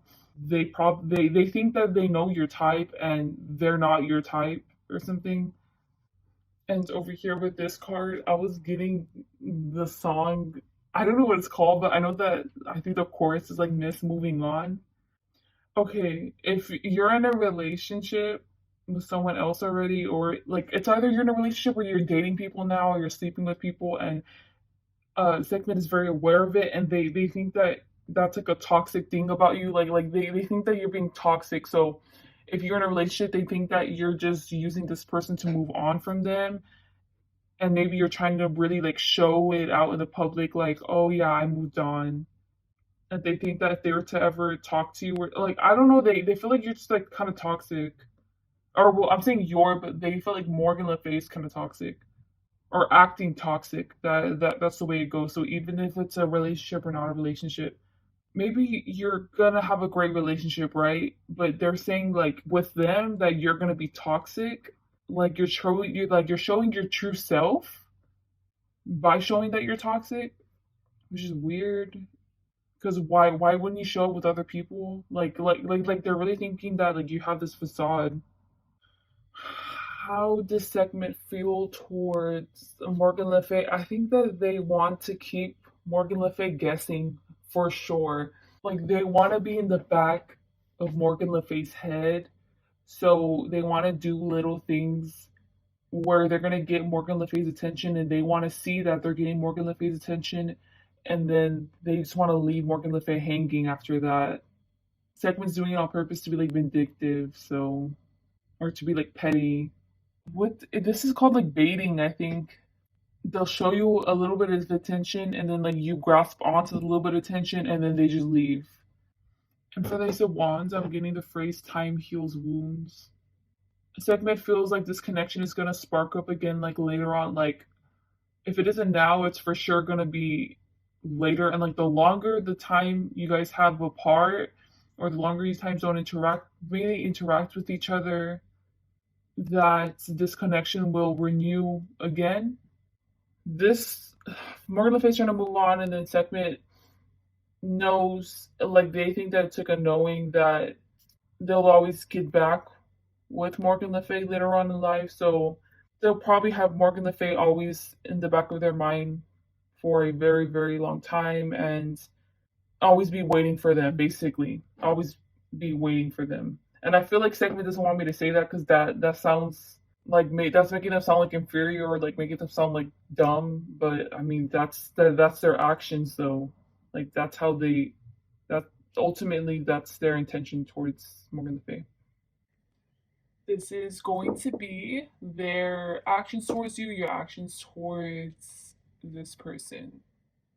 Their actions towards Morgan Le Fay, honestly, I don't even think they even care about this connection, or yeah, okay, that's how they want their actions to be perceived, as they don't care about this connection. They're having the time of their life. I don't know if they are. No, they're not. No, they're not. Because it said in the first pile about how spirit was viewing the connection. So yeah, this is their actions. Okay, they want Morgan Le Fay to think that they could care less about them, that they're having the time of their life, that they're living their best life, especially. Like just really rub it in Morgan Le Fay's face. Like they're seeing Morgan Le Fay as like conforming to social norms, they want to be like, well, I'm not conforming to social norms, and look how much fun I'm having. Look how much you're missing out on life because Morgan Le Fay wants to mature, so they want to like rub it in their face that they're still living like a young life. You get me? The reason why segment's acting like this is because they want to be viewed as childlike, as like the life of the party. They want Morgan Le Fay to see them like this because they want Morgan Le Fay to feel like they're a boring person, and to make Morgan Le Fay feel even worse about themselves. Which obviously, if it isn't obvious, like that's not right. Like that's toxic. See, I'm really getting like they want Morgan Le Fay to feel like a robot. Like, oh well, what look at me. I'm working 9 to 3. I'm After this I'm going to go do the chores, and then at 8 I'm gonna pick up my boyfriend, and then we're gonna hang out for 2 hours. And like they want they want to rub it in their face that or the face living a stable life. I cannot reiterate, especially with these two also, like segment wants to come off that they don't give a damn about Morgan Le Fay. It seems like they think that the best way to rub it in Morgan Le Fay's face is to post pictures, post stuff on social media of them having fun, of them going out to clubs, of video accidentally, leaks of them making out with someone. Oh, whoops, like my nudes got leaked. Like, oh, well, what? It's like my point is like living like a reckless lifestyle. Their actions are like this also because they want to rebel against Morgan Le Fay. So I don't know what Morgan Le Fay told was getting mad at segment for being like this, but I think that for being like childish, for not being mature, or maybe for not wanting a long-term connection. So now it's like segment wants to amplify this part of themselves, and they want to really annoy, it's basically to annoy Morgan Le Fay, and to get keep Morgan Le Fay thinking about them. So yeah, I really picture this person like partying and doing drugs, and in their mind they're saying like, oh well, whatever, I'm just doing this because you know what, Morgan Le Fay just made me realize that I deserve better. I deserve to live my own life. You give me, it's mainly that I deserve to live my own life. I don't have to submit to whatever Morgan Le Fay was trying to submit me to. And they're just rebelling at the end of the day. Like, I don't know, it's weird.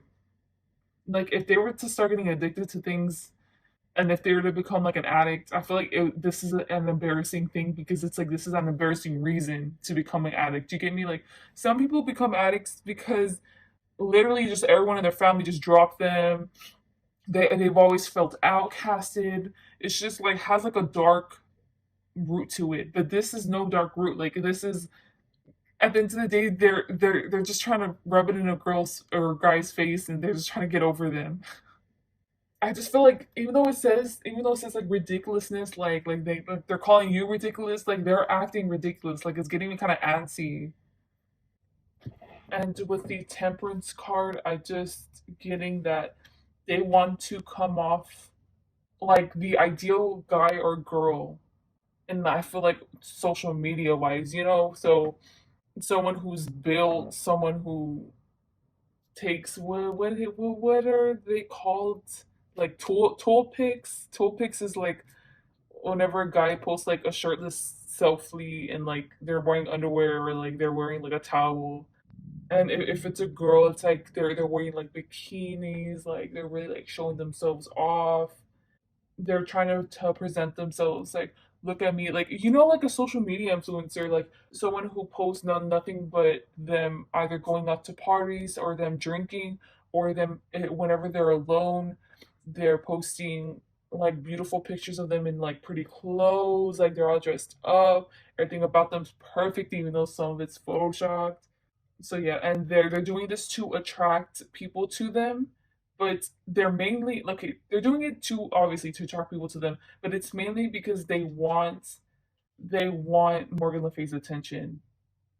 Morgan Le Fay's actions towards segment, if they used to be in a relationship, or even if segment used to know Morgan Le Fay's passwords. It's like they're changing their passwords. They're making like they're covering all their traces. You know how I told you before that Morgan Le Fay's like making sure that all their defenses are up and they're still in the process. So like wiping their any chance of segment either hijacking their accounts, even like hijacking like friendships or like other things in their life. They want to make sure that segment won't violate opportunities for them. But it's funny because like I the segment's not about to do this, but Morgan Le Fay doesn't know that because if anything, I see segments a little bit.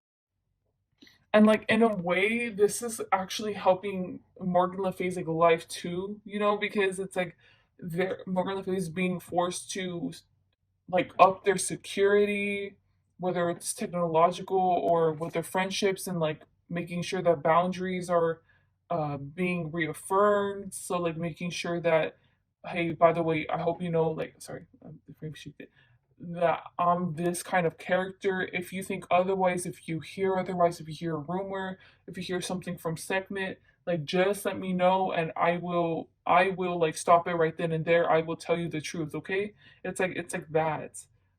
And yeah, I feel like Morgan Le Fay's more seeing segment as a pest because seg I'm telling you, just Morgan Le Fay's really defensive in that like they want to make sure that segment won't jeopardize any of their opportunities.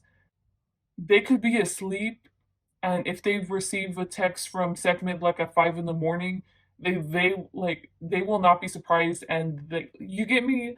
You know how whenever someone like spirals down into like, oh my gosh, like my ex texted me or like my enemy texted me, it's like no, like I already saw this coming. I feel the need to say that if Morgan Le Fay, if you know that Morgan Le Fay is into like witchcraft or they're really into like prayer, if they're asking anything that has to do with segment, so it could be them putting either it could be as far as like a hex, or it could be asking for protection against segment, like whatever is in between that, it's coming true. Like and it's on its way. It's not gonna happen right now, but it's on its way. If it's for protection, it's like it's like you're being heard. That's my point. If you were Morgan Le Fay, but if Morgan Le Fay's then I'm just saying be careful. The type of energy like ojo, that you give to other people, because honestly segment's lucky because even though they hold resentment towards more Morgan Le Fay, they're not looking at them. They're not looking at Morgan Le Fay, which is why they aren't getting bad karma. But if they were to start looking at Morgan Le Fay and wishing harm on them, it's not going to be good. And I'm really seeing with these two sixes like reinforcing a gap and a disconnection from both of them. And with the Ten of Swords, I was getting like this little thing. Oh, it's cute, and it's like fading away. It's like it's okay in Naruto. I think it's Gaara. He has like sand powers and stuff, and he can make his whole body into like sand. He could like disintegrate away. That's what I'm getting. So with that in mind, I think that Morgan Le Fay's healing as more time comes, the more segment disappears from Morgan Le Fay's like mind. Or like memories that they had, like the more they're disappearing, the less that they're thinking about them. So it's Ten of Swords because it's like it's annoying and you have to be patient and accepting like that it's going to take you time to heal from this and to let them go. So yeah, their actions from what I'm seeing with these four cards like is to further block off, like they truly are blocking whatever the showing off that segment is doing, and they're trying to get Morgan Le Fay's attention. Honestly, it's not even working because I'm getting that this person over here, Morgan Le Fay, isn't even looking at their social media, isn't even like worried about that. It's more of like they're worried about themselves and protecting themselves and making sure to protect themselves from segment if there was any future attacks, and working on healing. If you're Morgan Le Fay, if you are in a relationship, I think that you did at first get with someone else or get with other people because you were trying to get over. But now it's like you actually like this. It's like you like this lifestyle, whatever your love life is. Like you are very satisfied with it, and you actually prefer it over being with segment because it's better. you prefer either the person that you're with over segment, and the people that you're dating or that you're sleeping with, you're noticing that like they have so much better qualities, and like they're just like basically like no offense, but like it's like you're messing with like grade A people.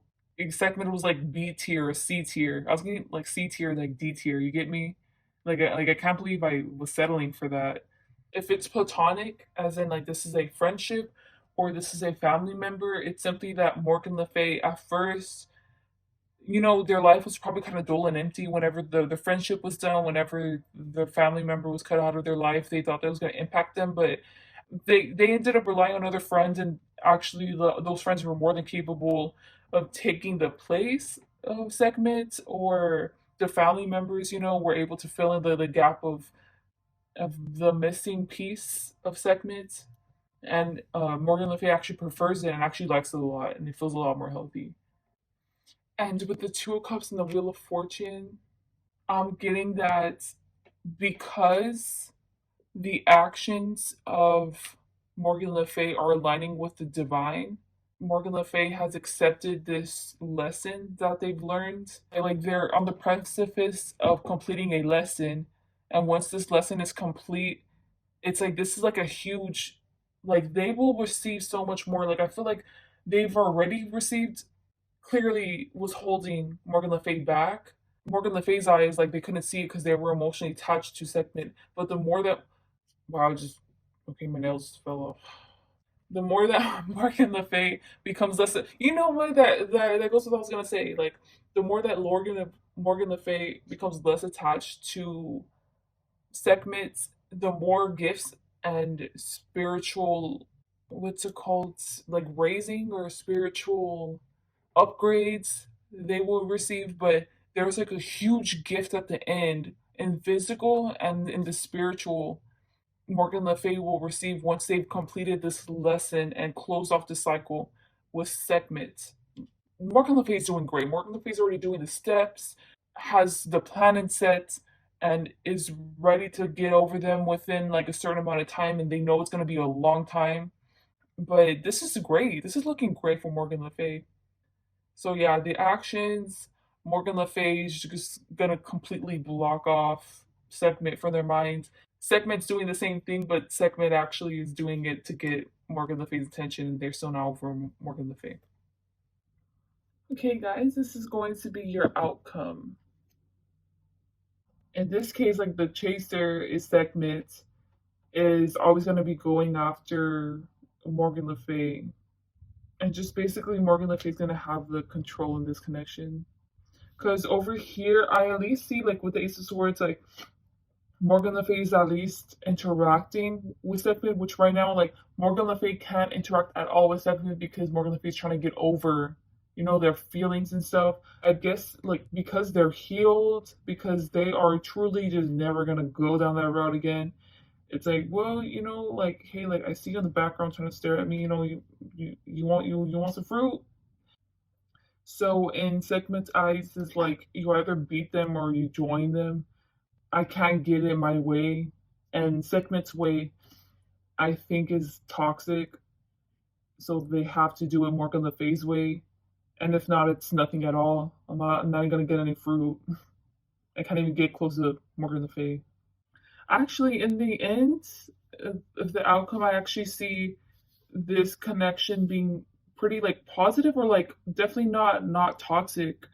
I think it's because it feels like more like a teacher dynamic or something, like Morgan Le Fay forcing the connection to be positive. Like no, this connection can't be negative. It has to be, so like just cutting through all the wool. And it's like if you got a problem with me, you tell me. If I got any problem with you, I'm gonna tell you. If we whatever, we can have fun and stuff. But at the end of the day, there's a boundary that has to be kept, and this is going to be a healthy connection, or there's going to be no connection at all. It's like that. Okay, guys, it's so weird because I feel so drained right now. Honestly, I put down the cards and I don't feel like interpreting it. In regards to the outcome, it's like it's too, like I'm not about to keep up like the high maintenance. You get me? I'm just not gonna accept any bull. And if you want to come at me with bull, like just nothing. Like I'm not gonna give you anything. I feel exhausted. And the same thing probably with segment. It's like you're never gonna listen to me. I'm just so done. That's probably how both of you guys feel. So in order to make it work, this is how I'm seeing this as the outcome in general. So I mean, you guys are probably gonna make it work either way. Can actually interact with it like way in the future. I think like you guys will actually start interacting with each other, or you're gonna be put in situations where you're forced to talk with each other. And I think that it's gonna be petty. At least at first, it's gonna be petty. It's gonna be obvious that you guys don't like each other. It's basically it, especially to the people around you. Everyone's gonna be like, "What? Like, why don't they like each other?" And it might be between you two, or it might not be between you two. I don't know, but that's how I'm getting interpreting this card. But then over here with the Queen of Earth, it's like you guys are forced to bond through other experiences that you guys are going to be having together. So like you guys are going to be forced to at least create, like over here with what I was mentioning over here, it's like making this connection tolerable and making it tolerable to handle the other person. With the experience and stuff, it's going to become more and more tolerable for you both to be in each other's presence, because I'm seeing that this person is not leaving your life. You're gonna bump into them a few times. You're gonna have to interact with them for a long time. And with the Baba Yaga, I'm getting that you both are gonna have times where I'm just getting like a struggle to want to get along. Both of you guys don't want to submit to one another's will. Both of you are on the edge. Sometimes you guys are just on the edge of like, why am I even talking to this person? I have to interact with this person, whatever. I just want to drop them. But you guys are still going to endure. Like, you guys are still going to end up talking. Not, I don't know about working it out, like your problems with one another. I don't know about talking about them, but you guys for sure are going to slowly recognize the positive qualities in one another. And with recognizing a positive quality, I think that it's going to end up making them more tolerable, and that, like, well, you know what, like, they may be uptight, but I mean, they make some really good food. Or something like that. You get me? Like, instead of seeing the other person as all negative. And with the Two of Swords and the Magician on the top, I don't know if you see them, but I'm getting like these two people aren't meant to be on their life path, and they don't even want to enter on each other's life path. Even though I said that, the interpretation I'm getting is with the Two of Swords. Okay, look, the Two of Swords was touching the Baba Yaga card, so this whole thing is going to like resonate for this particular situation. But with this card, I was getting Sekhmet is going to just going to be themselves, whatever.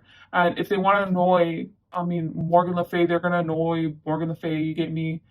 Morgan Le Fay is just trying their best to keep their composure. That's meaning that keeping their composure together and not going off on Sekhmet, and Sekhmet's free to do whatever they want to them, basically. But like Sekhmet clearly like, is crossing the line. But the longer I was looking at it, the more like somber I was looking at Sekhmet.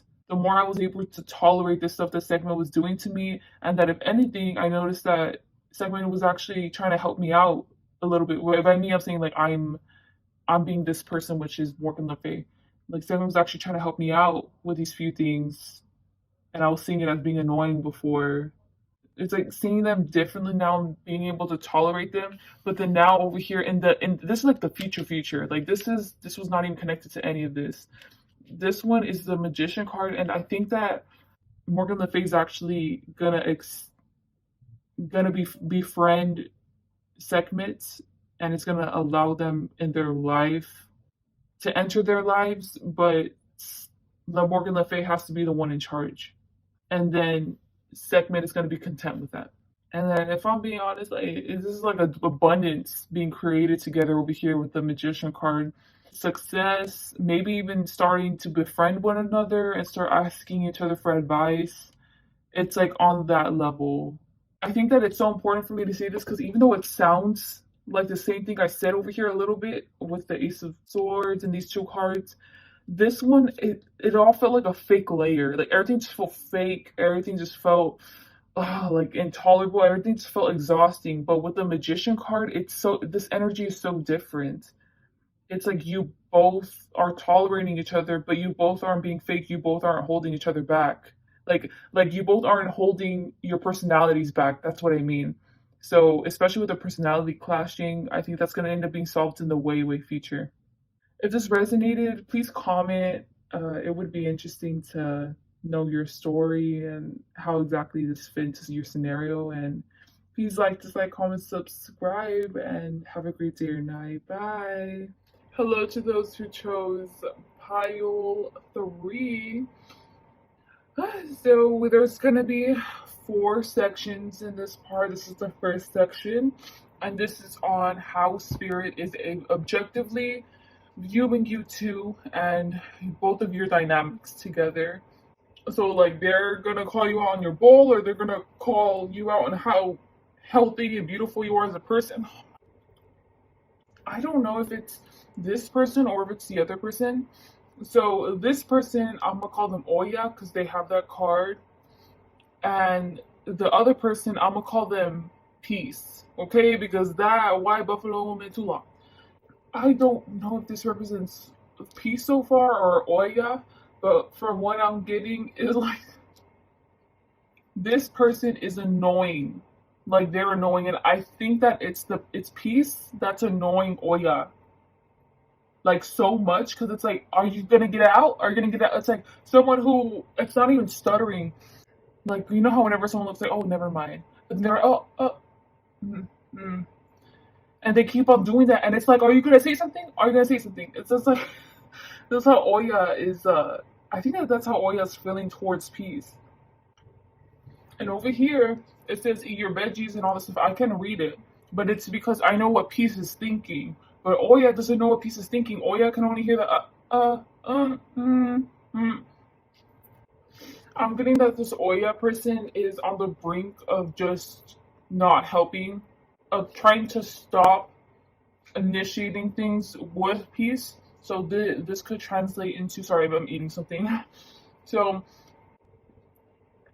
if there's relationship issues, it's like the Peace is running away, and the few times like Peace ever comes by Oya and like attempts to converse about it, it's like but it's like there's only so much patience that Oya has. You get me? Like at this point, I don't even think that Oya has any patience. From what I'm saying, okay, this card was supposed to represent Oya. I mean, my bad, Peace. So these two, I think, pretty sure that they represent Oya. And then look, like over here, these two girls are also turned over here. Like their bodies are turned. It's like you both are turning away from each other. So maybe I don't know if you both are being petty. So once again, reiterating with what I was saying. Okay, so this card upside up, I was like, well, that's supposed to represent Oya helping out Peace and stuff, but it was like I was like, no, I have to put it down sideways when I was putting it down. So I think that means that it goes from like there's no more. Are you okay? Like what's wrong? Oh, it's okay. I'll be patient. I'll be patient with it. And I was like, come on, what? Like what is it? You have a problem with that? Well then just fix it. Like just do this then. But then Peace never follows the advice, or Peace never listens to Oya, or Peace just never just gives the time of day to Oya. I think that's basically it, and it's so annoying. Oya seems like a very giving person, and Peace just, on Oya's eyes, seems like a taker, and even in Spirit's eyes too. I don't think that Oya has necessarily made this transition yet to being nice to being very firm and rigid and like, come on, let's go, let's do you have to do this, you have to do this. But I think it's getting there. I think it's getting close to that time of Oya just losing his or her shit. I think that with every single connection we have, even with our family, with our friends, they're all supposed to teach us stuff. We're all supposed to learn stuff together, right? These two cards represent Oya. So I don't know Oya's past with Peace, but from what I'm seeing with the cards, Oya could have been used to be codependent on peace, and that they've always wanted to offer help from peace, but peace would never take it, so they would try different avenues, like they would try so hard to please peace. That's basically it. But now it's like now Oya's the Empress and the Queen of Swords, like you're saying it currently in this connection. This is the ultimate like independent duo, you get me, like a feminine energy. Now like the Oya's body is now turning away, turning just slowly every single day, turning away from peace, because peace keeps it up with the same stuff, with the same uh, like it's just talk, like that's how Oya is. And I feel like just if Oya isn't being mean already or isn't being super firm already, I think that what they do is as soon as the word doesn't come out of Peace's mouth, Oya's just like, yeah, okay, you're not saying anything, okay, and then just like walks away. And at this point, Oya is so used to being on his or her own now that they've already created abundance by themselves. Like they've already planted seeds. These seeds are already growing. They're already benefiting from these seeds. The more and more Oya focuses on themselves and improves themselves externally and internally, the more it's like, why do I even want to deal with peace anymore? Like what's the point of helping peace out? Peace doesn't do anything for me. And not to mention, in both of these cards, Oya has people in the background or animals in the background that are already helping Oya. You get me? Like, Oya already has options in regards to friendships, in regards to romantic relationships. Like, Oya has more than enough people to replace peace. So it's like, what's so special about peace? And it's kind of like the audacity of how can you keep on going back to me and keep on doing the same stuff that you've done for the past like years, for the past months, and you're not taking my advice at all, and you still don't have anything to say. Like, what's the point of coming back? You think I haven't changed? You think I'm gonna still be the same person that's gonna be begging for your attention, or the same person that's gonna be offering my help, willing to give you money, willing to give you a place to stay? And from what I'm getting with these cards over here, I think that Oya came out for this particular person to represent this person, because they need to, from this, the lesson that they need to learn in this connection is that they need to learn like self-sovereignty. You get me? And over here, look at this now. It came to, are you okay? Like, are you okay? It's gonna end up becoming figure. Okay, well, ignore that. Like, figure stuff out on your own. And then over here is the Ten of Pentacles. It's like, I don't got. These are both tens, and that's a completion of the end of a cycle. So you know how I told you that she has to learn a lesson. Like, that's the pinnacle of the lesson.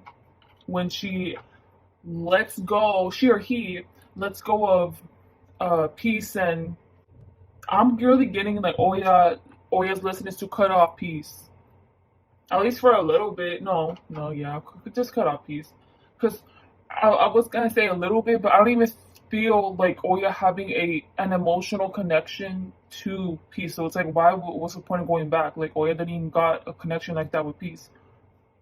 It's like literally, I'm seeing Oya just wipe off peace, starting on a new slate, on like as in like Oya's out of my life.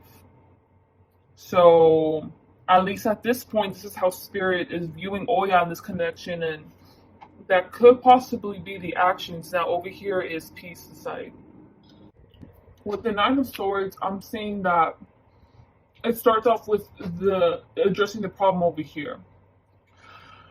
Whoever this peace person is, there's a reason why they can't talk to Oya, or like they can't complete a sentence with Oya. They can't even discuss anything with Oya, and it's genuinely because something's holding them back. Like, it's actually, if they were to tell Oya what it is, I think that Oya would actually be very understanding, and I don't even think that Oya would even cut them out. I think that the reason why Oya is thinking about cutting peace out is because peace keeps on coming to Oya with the same low vibrational energy. It's like, when are you gonna change it? And you're not even telling me what the problem is. But yeah, like, peace could, maybe it's a childhood issue, but I'm more seeing it as it's a genuine block that I think anyone would find difficult to tackle over. Now, with the way that peace deals with it is running away from the block and hoping that the block ends up disintegrating into dust. But it seems like it never does because I mean, look, I feel like Oya is a very patient person, like how I said, and look how long it took Oya to just Oya's done. And basically, this block inhibits peace from going towards Oya in any type of way, any type of pursuing. If anything, the little peace feels like the little words that they utter. They want Oya to read in between the lines, so that way they can understand what peace is going through. But I feel like peace is in a very selfish energy in that they keep on constantly, once again, they keep on constantly coming back to Oya with the same energy. They don't realize that Oya's done with them. They think that Oya's still always going to be there to protect them, or still always going to be there to listen out for them, or to wait for them, wait for the block to disintegrate. With the King of Cups in conjunction with the Peace card, I'm getting how there's this rock stone. It's okay. Anyways, I'm looking at peace, and peace is slowly transforming into this King of Cups, like literally like the shape of the King of Cups. And I was like, what? And I think that what this means is that okay, the white buffalo woman. I don't know if you know about her, but it's like a folklore in I believe the Indian tribes and stuff, and I think it was two soldiers or something. They went out to the fields and they were looking for buffalo to hunt, and they saw this white beautiful buffalo, and they ended up transforming it into the white buffalo woman. And I believe she told them, "You need to stop hunting the buffalo, or you're gonna go through like a drought or something like that." For the white buffalo woman to turn into the King of Cups, like this cute squishy creature. Like what? Like why would you want it to turn into a cute squishy creature? And I'm getting is that Peace wants to act like this dumb little cute creature because they don't want to take responsibility, or they don't want to take action on their problems. Basically, they just don't want to grow up, honestly. They for sure don't want to talk Oya about this, or I don't even think anything about this block that they have because it's like embarrassing to them. So maybe it's like their stigma on mental health, maybe. It could be a drug addiction. I don't know. It could be whatever resonates with your situation. But I don't think anyone knows about it. They think that turning into this cute little King of Cups is gonna be appealing and attractive to Oya. And by transforming into that King of Cups, they want to at least know that someone's always there for them. So I don't really know if they have friends, and I don't think that they have very close people in their life. And I think that the closest they've gotten to someone is what Oya's done, which is Oya's always showing up, always ready to help. And you know how I told you with the Ten of Swords and the Ten of Pentacles, it was going to be Oya closing out a cycle with peace? Well, it's funny because what do you know, the Swords and the Pentacles also come out, and it's the Nine of Swords and it's the Nine of Pentacles, and it's like so close to completion, but it's not there. And I feel like, especially with the Nine of Swords on the top, it's like forever stuck in this Nine of Pentacles, and it's impossible. It feels impossible for peace themselves to ever elevate to the Ten of Pentacles, to ever even amount to that. As soon as Oya drops peace, starts ignoring them and stuff, I feel like peace is just gonna look at Oya from afar and just not do anything about it. This person's like a whole bunch of inaction. And from these two cards, I'm getting Peace's negative thoughts or negative thought patterns. And I think that that's also, okay, it's whatever this roadblock is, that's what's for sure blocking them, like 100%. But what does not help at all in their situation is that they have negative thinking. So with this one, it's like they bury their emotions, or they feel like they have no emotions. They feel like they feel like they kind of lack empathy for people, which is why they're so easy like oh, okay, or yeah, left. I guess I'll just do this on my own. And they have to be content with that. So I feel like this person just either feels no emotions, or they think that they feel no emotions, but it's because they're so messed up that they haven't felt emotions in a long time. And over here, I go, oh, like, believe what you see. And as soon as I read that, I got the word misery. I think that as soon as Oya drops peace, that they're going to kind of give up on hope on ever crossing this difficult roadblock that they have, and they thought that Oya could help them out with. Just be submerged with their negative thinking, and honestly, doesn't seem good for them. Okay, guys, this second section is going to be on how do both of you feel towards each other? Kind of nervous for you guys. I feel like Oya in this section is feeling us all types of ways about a what's his face again? Oh yeah, peace. I was gonna say I think the abandonment issues are rising up from Oya. Honestly, I think that peace caused abandonment issues in Oya. I'm not getting that there wasn't some in childhood. If there was some in childhood, Oya had healed it, and then now it's like a renewed sense of abandonment, and now they have to reheal, which really sucks if that's the case. And with the Leo Aquarius in reverse and the Magician in reverse and this Nine of Fire, it's like how do I even move on without doing what I want to do? And what they want to do is probably get very angry at Peace. But Peace is, you already know, Peace is a runner. Peace is not gonna have it. Like Peace is just gonna run away and just never talk to Oya again, or just we'll try again in the next few months with the same stuff.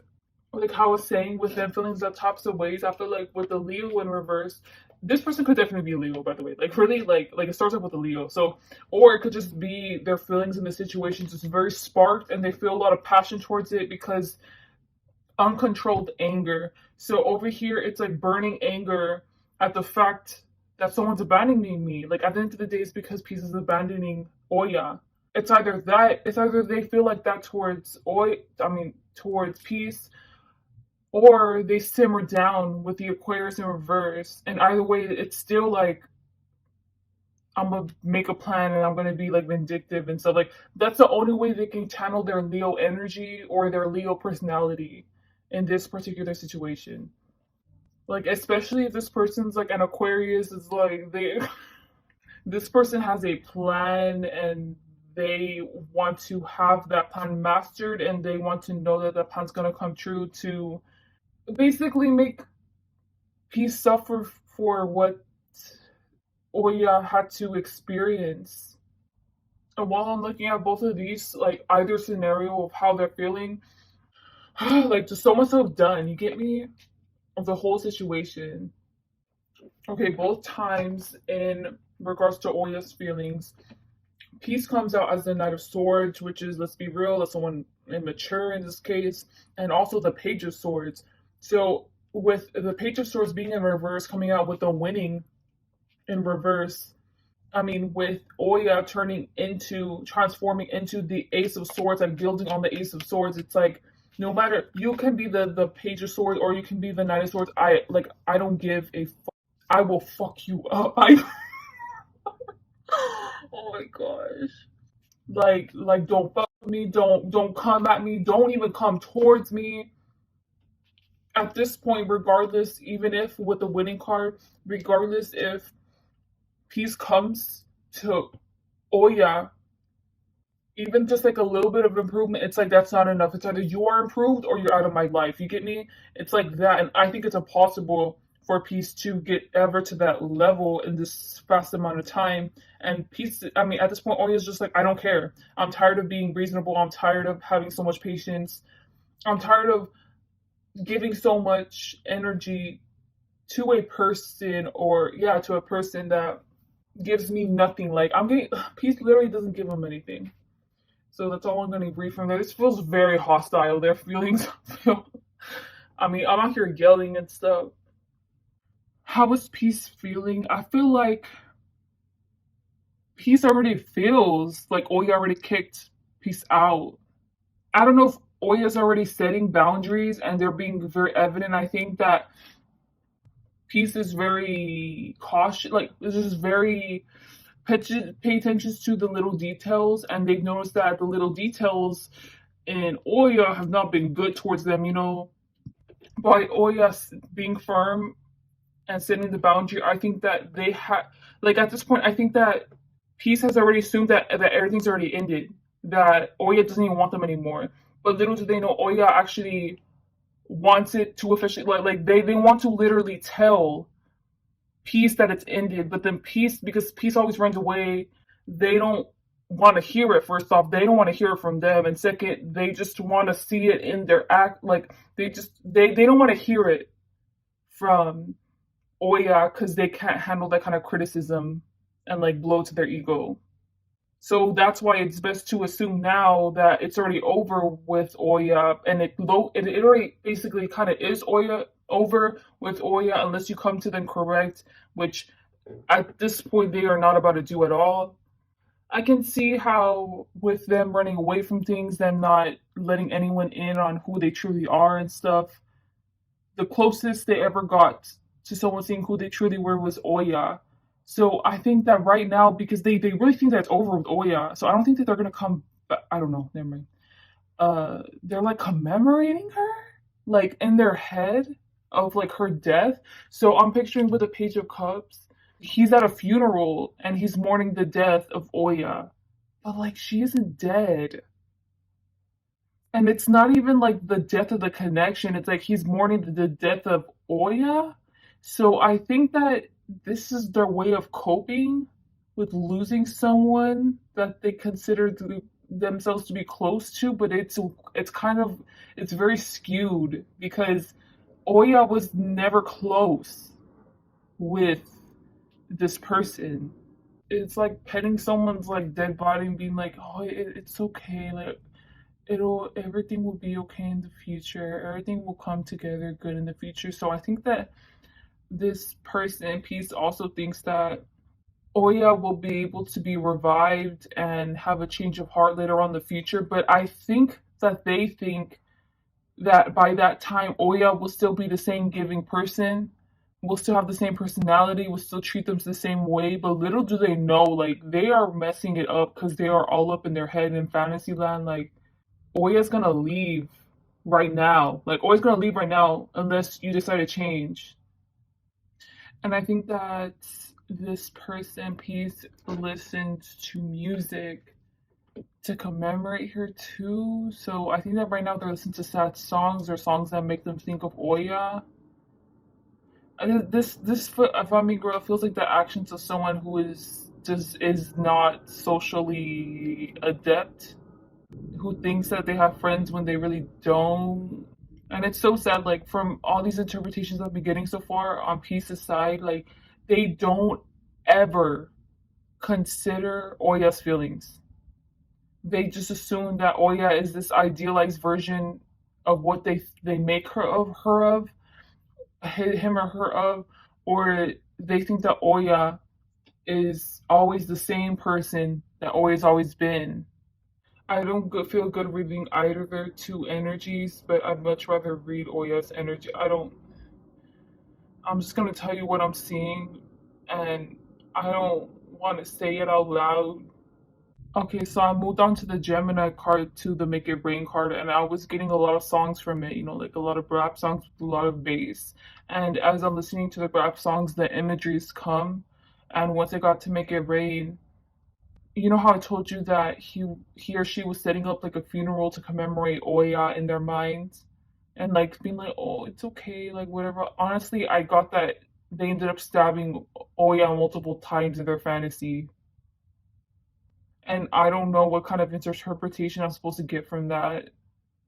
That doesn't sound good. I don't even want to interpret that. Like that sounds like too much. Like I'm not at the level of a tarot reader that can handle this. So I'm just gonna move on. That doesn't. I think this card gave me the answer to my interpretation. So I think that they're killing off the Oya that they used to know and then rebuilding that Oya again to revise that Oya to adjust it to more of how the Oya is right now. But even then, like in their fantasy, everything ends up working out. So even though you're being strict, even though you're being firm, it always works out in their fantasy. And they're not about to, like, I'm telling you, they're not facing you, they're not even about to go towards you. I mean, when I say you, I mean Oya. This person has no plans of going towards Oya. And it's supposed to be their feelings, so I don't know how they feel about you. It's weird. I'm telling you, you know how I told you before that they can't feel feelings or they can't feel empathy or they have a hard time feeling either one. I would picture someone like this doing this. Because I'm not getting any emotions from this. I'm just getting them being wrapped up in the idea of you. Okay, this is going to be their actions towards you.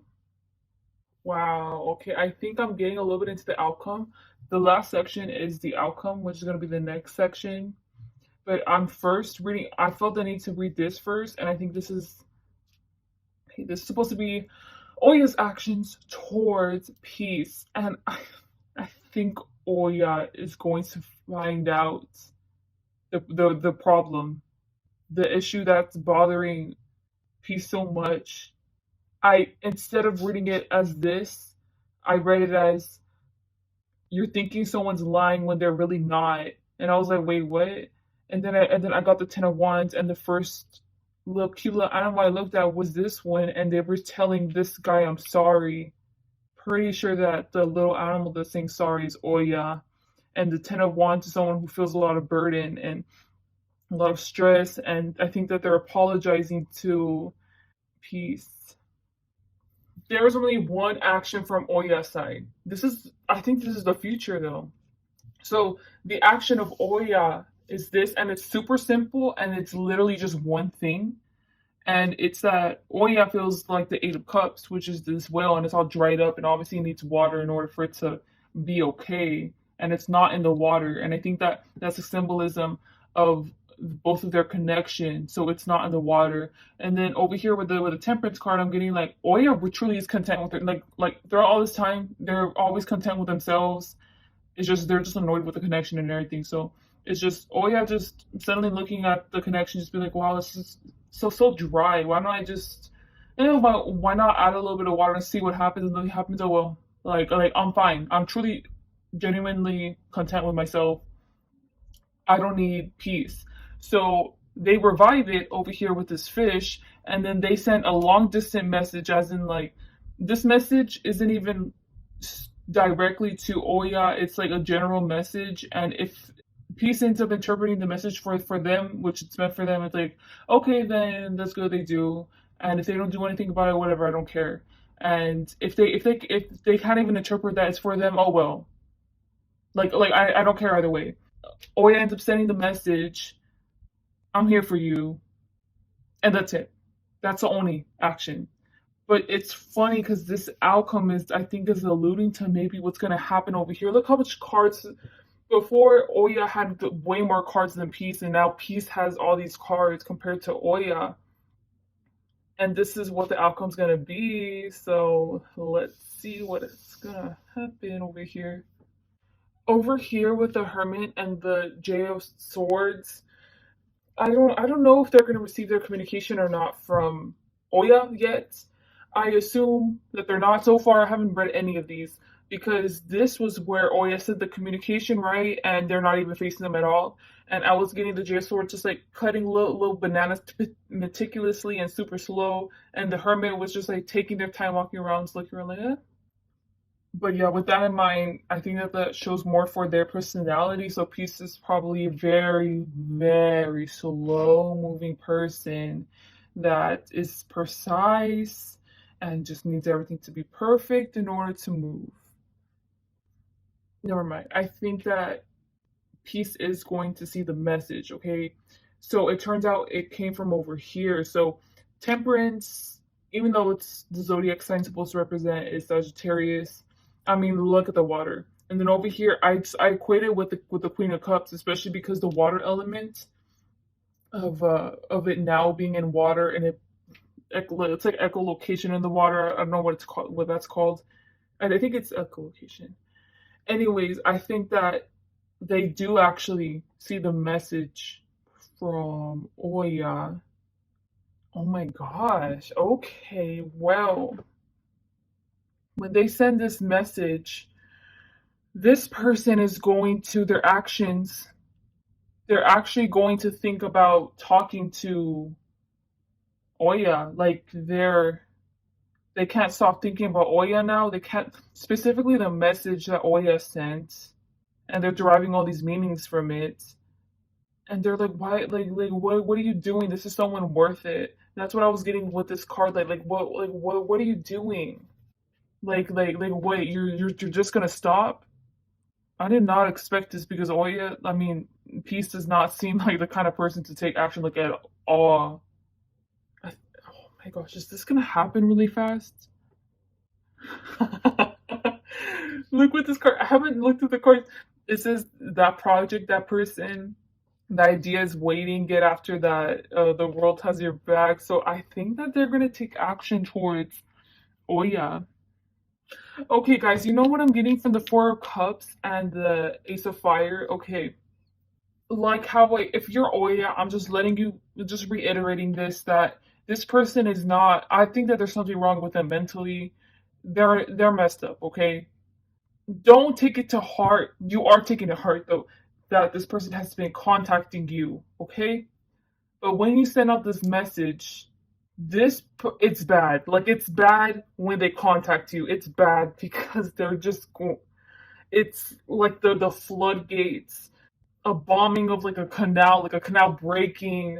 Like I'm getting just a flood, and with the Four of Hearts and the Ace of Fire, it's like coming at you all at once, and it's just spilling everything. And with you being the Temperance card, I think you can take it. But over here with the outcome, it's like you feel bad for them now because of what they're going through. I did not expect this, guys. But this feels like rapid, like I'm telling you every single thing about what happened, what the problem I have with you. I know that you have problems with me. I know that you have this problem with me. Like this is, I don't know how they're gonna, with the Ace of Fire. I'm getting like destruction. They don't like confrontation, so the way that they handle confrontation is by going full out, like just like a bull. And you know how like the bull can like kill the rider a few times, it's like I think this person is selfish, and I don't think that they're taking into consideration your feelings about how you could possibly process this, because they idealize you so much, so they assume you're of their idealization, whatever, you get what I'm trying to say. And they're gonna come at you, okay? And if I'm being real, I feel like you don't believe me. I feel like you don't believe me because this person has not came at you ever, like ever. So you're probably gonna be like, "What do you mean? Like it's been years. Like how is this person gonna change this one time?" I'm just letting you know that this is their actions towards you. This is your actions towards them. And if you're like whatever, like I already dropped this person, no, you haven't. And it's gonna come all at once in full force. So be ready for that. Because I'm getting like destruction, like as in I don't know how they're gonna be afterward. I don't know if I'm picturing someone who's just sitting there afterward, just like awkwardly, like what did I do? Like why did I do this? Like I don't know. They don't know themselves. I don't know. Okay, this is going to be the outcome of your connection with one another. I was also getting that Bomona wanted to be on the same level as Valkyrie, but Bomona just didn't want to be on the same level as Valkyrie. Like they didn't feel like they could. Oh my gosh, yeah. But these two aces, like this is a completely new beginning. When the action occurs, like it's forced both of them to be on an equal playing field. I guess like vibrationally, you can say. Because I know it's like don't rely on on the internet. Like listen to a professional.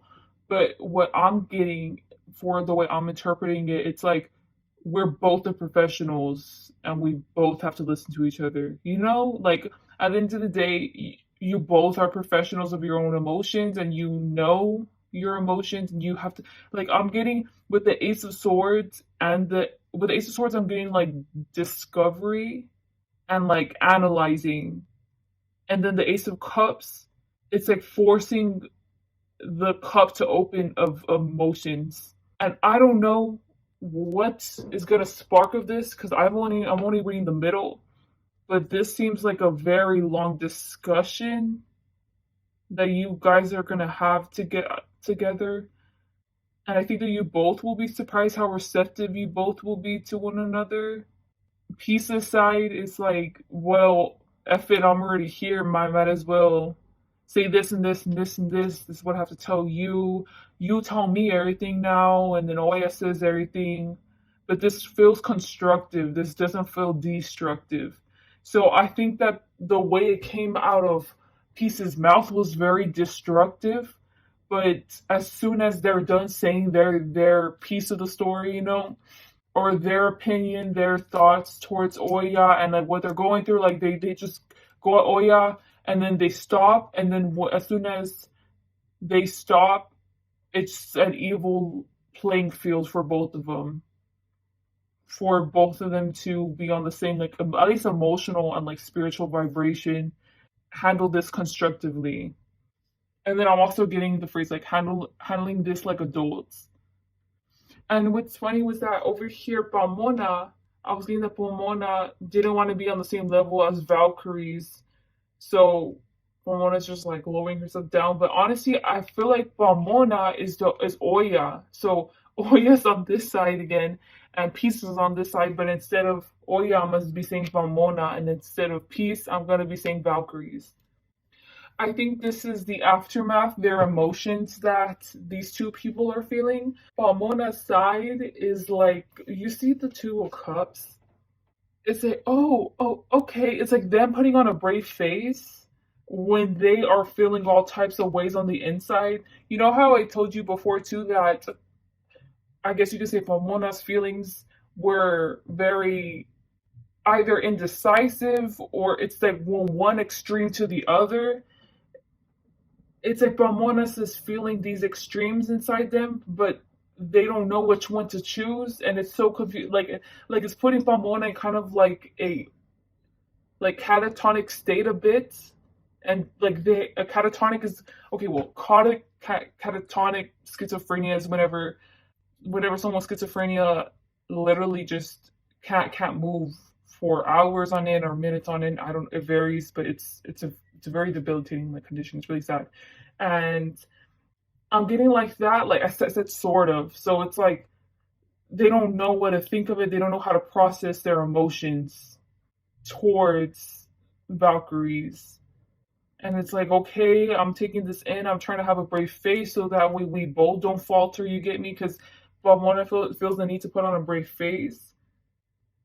I feel like her piece of it, his or her piece of it is they say what they have to say over here, and at the end of it, it's like, okay, well, you're gonna keep your word, right? Like you're gonna change. You're gonna at least try to change. Still having this ultimatum that they've always been wanting to present to Valkyries, and the outcome, Balmona is. I don't know if they're going to help Valkyries, like give them advice anymore. I don't think they're gonna try to do that. But whenever they notice other people intruding on Valkyries and they notice the problems that Valkyries is having mentally, if they notice them coming up, like specifically with interacting with other people, the Balmona is gonna step in and they're gonna divert their attention to go away so that way Valkyries can be okay. So at least that's the outcome that's going to come out of them. I don't know necessarily them interacting with them and talking with them though. Yeah, so okay, you know how over here I said that this is how they're feeling throughout it and stuff. So once this is established, once this is done, Valkyries just feel like a mess. But it's like a relieved mess. The movie 300, and it's about, I don't know if they're Romans or if they're Greeks or something, but they're going off to fight people, and it's super graphic, it's super bloody. It's like the whole theme of it being really bloody. The main character is this really famous war hero, basically. He's really good at fighting. And I'm getting a scene of him where he is like the only survivor in a group of hundreds of people. And I feel like this is how Valkyries is gonna feel at the end of this, like, so it's like so relieved, like all types of things. You know how Ramona, like, emotionally they're like in turmoil. Well, them, they're in turmoil in their minds, not their emotions. They don't know which thought to think, and I think that Valkyries is gonna show that they don't have it together compared to Palmona. So they're gonna think that Palmona is like this goddess right here, right? Just say, like, are you done yet? Like, oh, okay, well then you have to do this, okay? Like they have it together, but in reality, Palmona's like freaking out, but they can't show it. Anyways, yeah, Valkyries is gonna feel, like I said, mentally entrapped in that they don't know whether to feel grateful for life right now. They don't know if they should already start planning on what things they need to work on themselves. They don't know where to start. They don't know how to end this conversation. They don't know if Pamona's ever going to speak to them again. They don't even know who they are. Like, it's like, where do I even start? It's like, but I feel like they're being very vocal about their problems with Pamona, and I'm sure that Pamona's trying to reassure them. And over here with Pamona having her objective, her objective this whole time, like making sure that they're gonna keep their end of the bargain. I think that after this moment, this person's gonna fall in love with Pamona. Like, they can't get enough of Pamona. They view Pamona so highly, like, and this goes back to the idealization. Oh my gosh. Like, oh my gosh, you're my hero, all this stuff. Like, wow, like, you're so beautiful. I thought you were already beautiful before. Like, but they're keeping this to themselves. And all these cards, I see a distance between them, so I don't even know. I don't know what's gonna happen. But that was the outcome. So please comment if this resonated. I want to know if you feel comfortable. If you don't, it's all good. Please like, dislike, comment, subscribe, and have a great day or night, guys. Bye.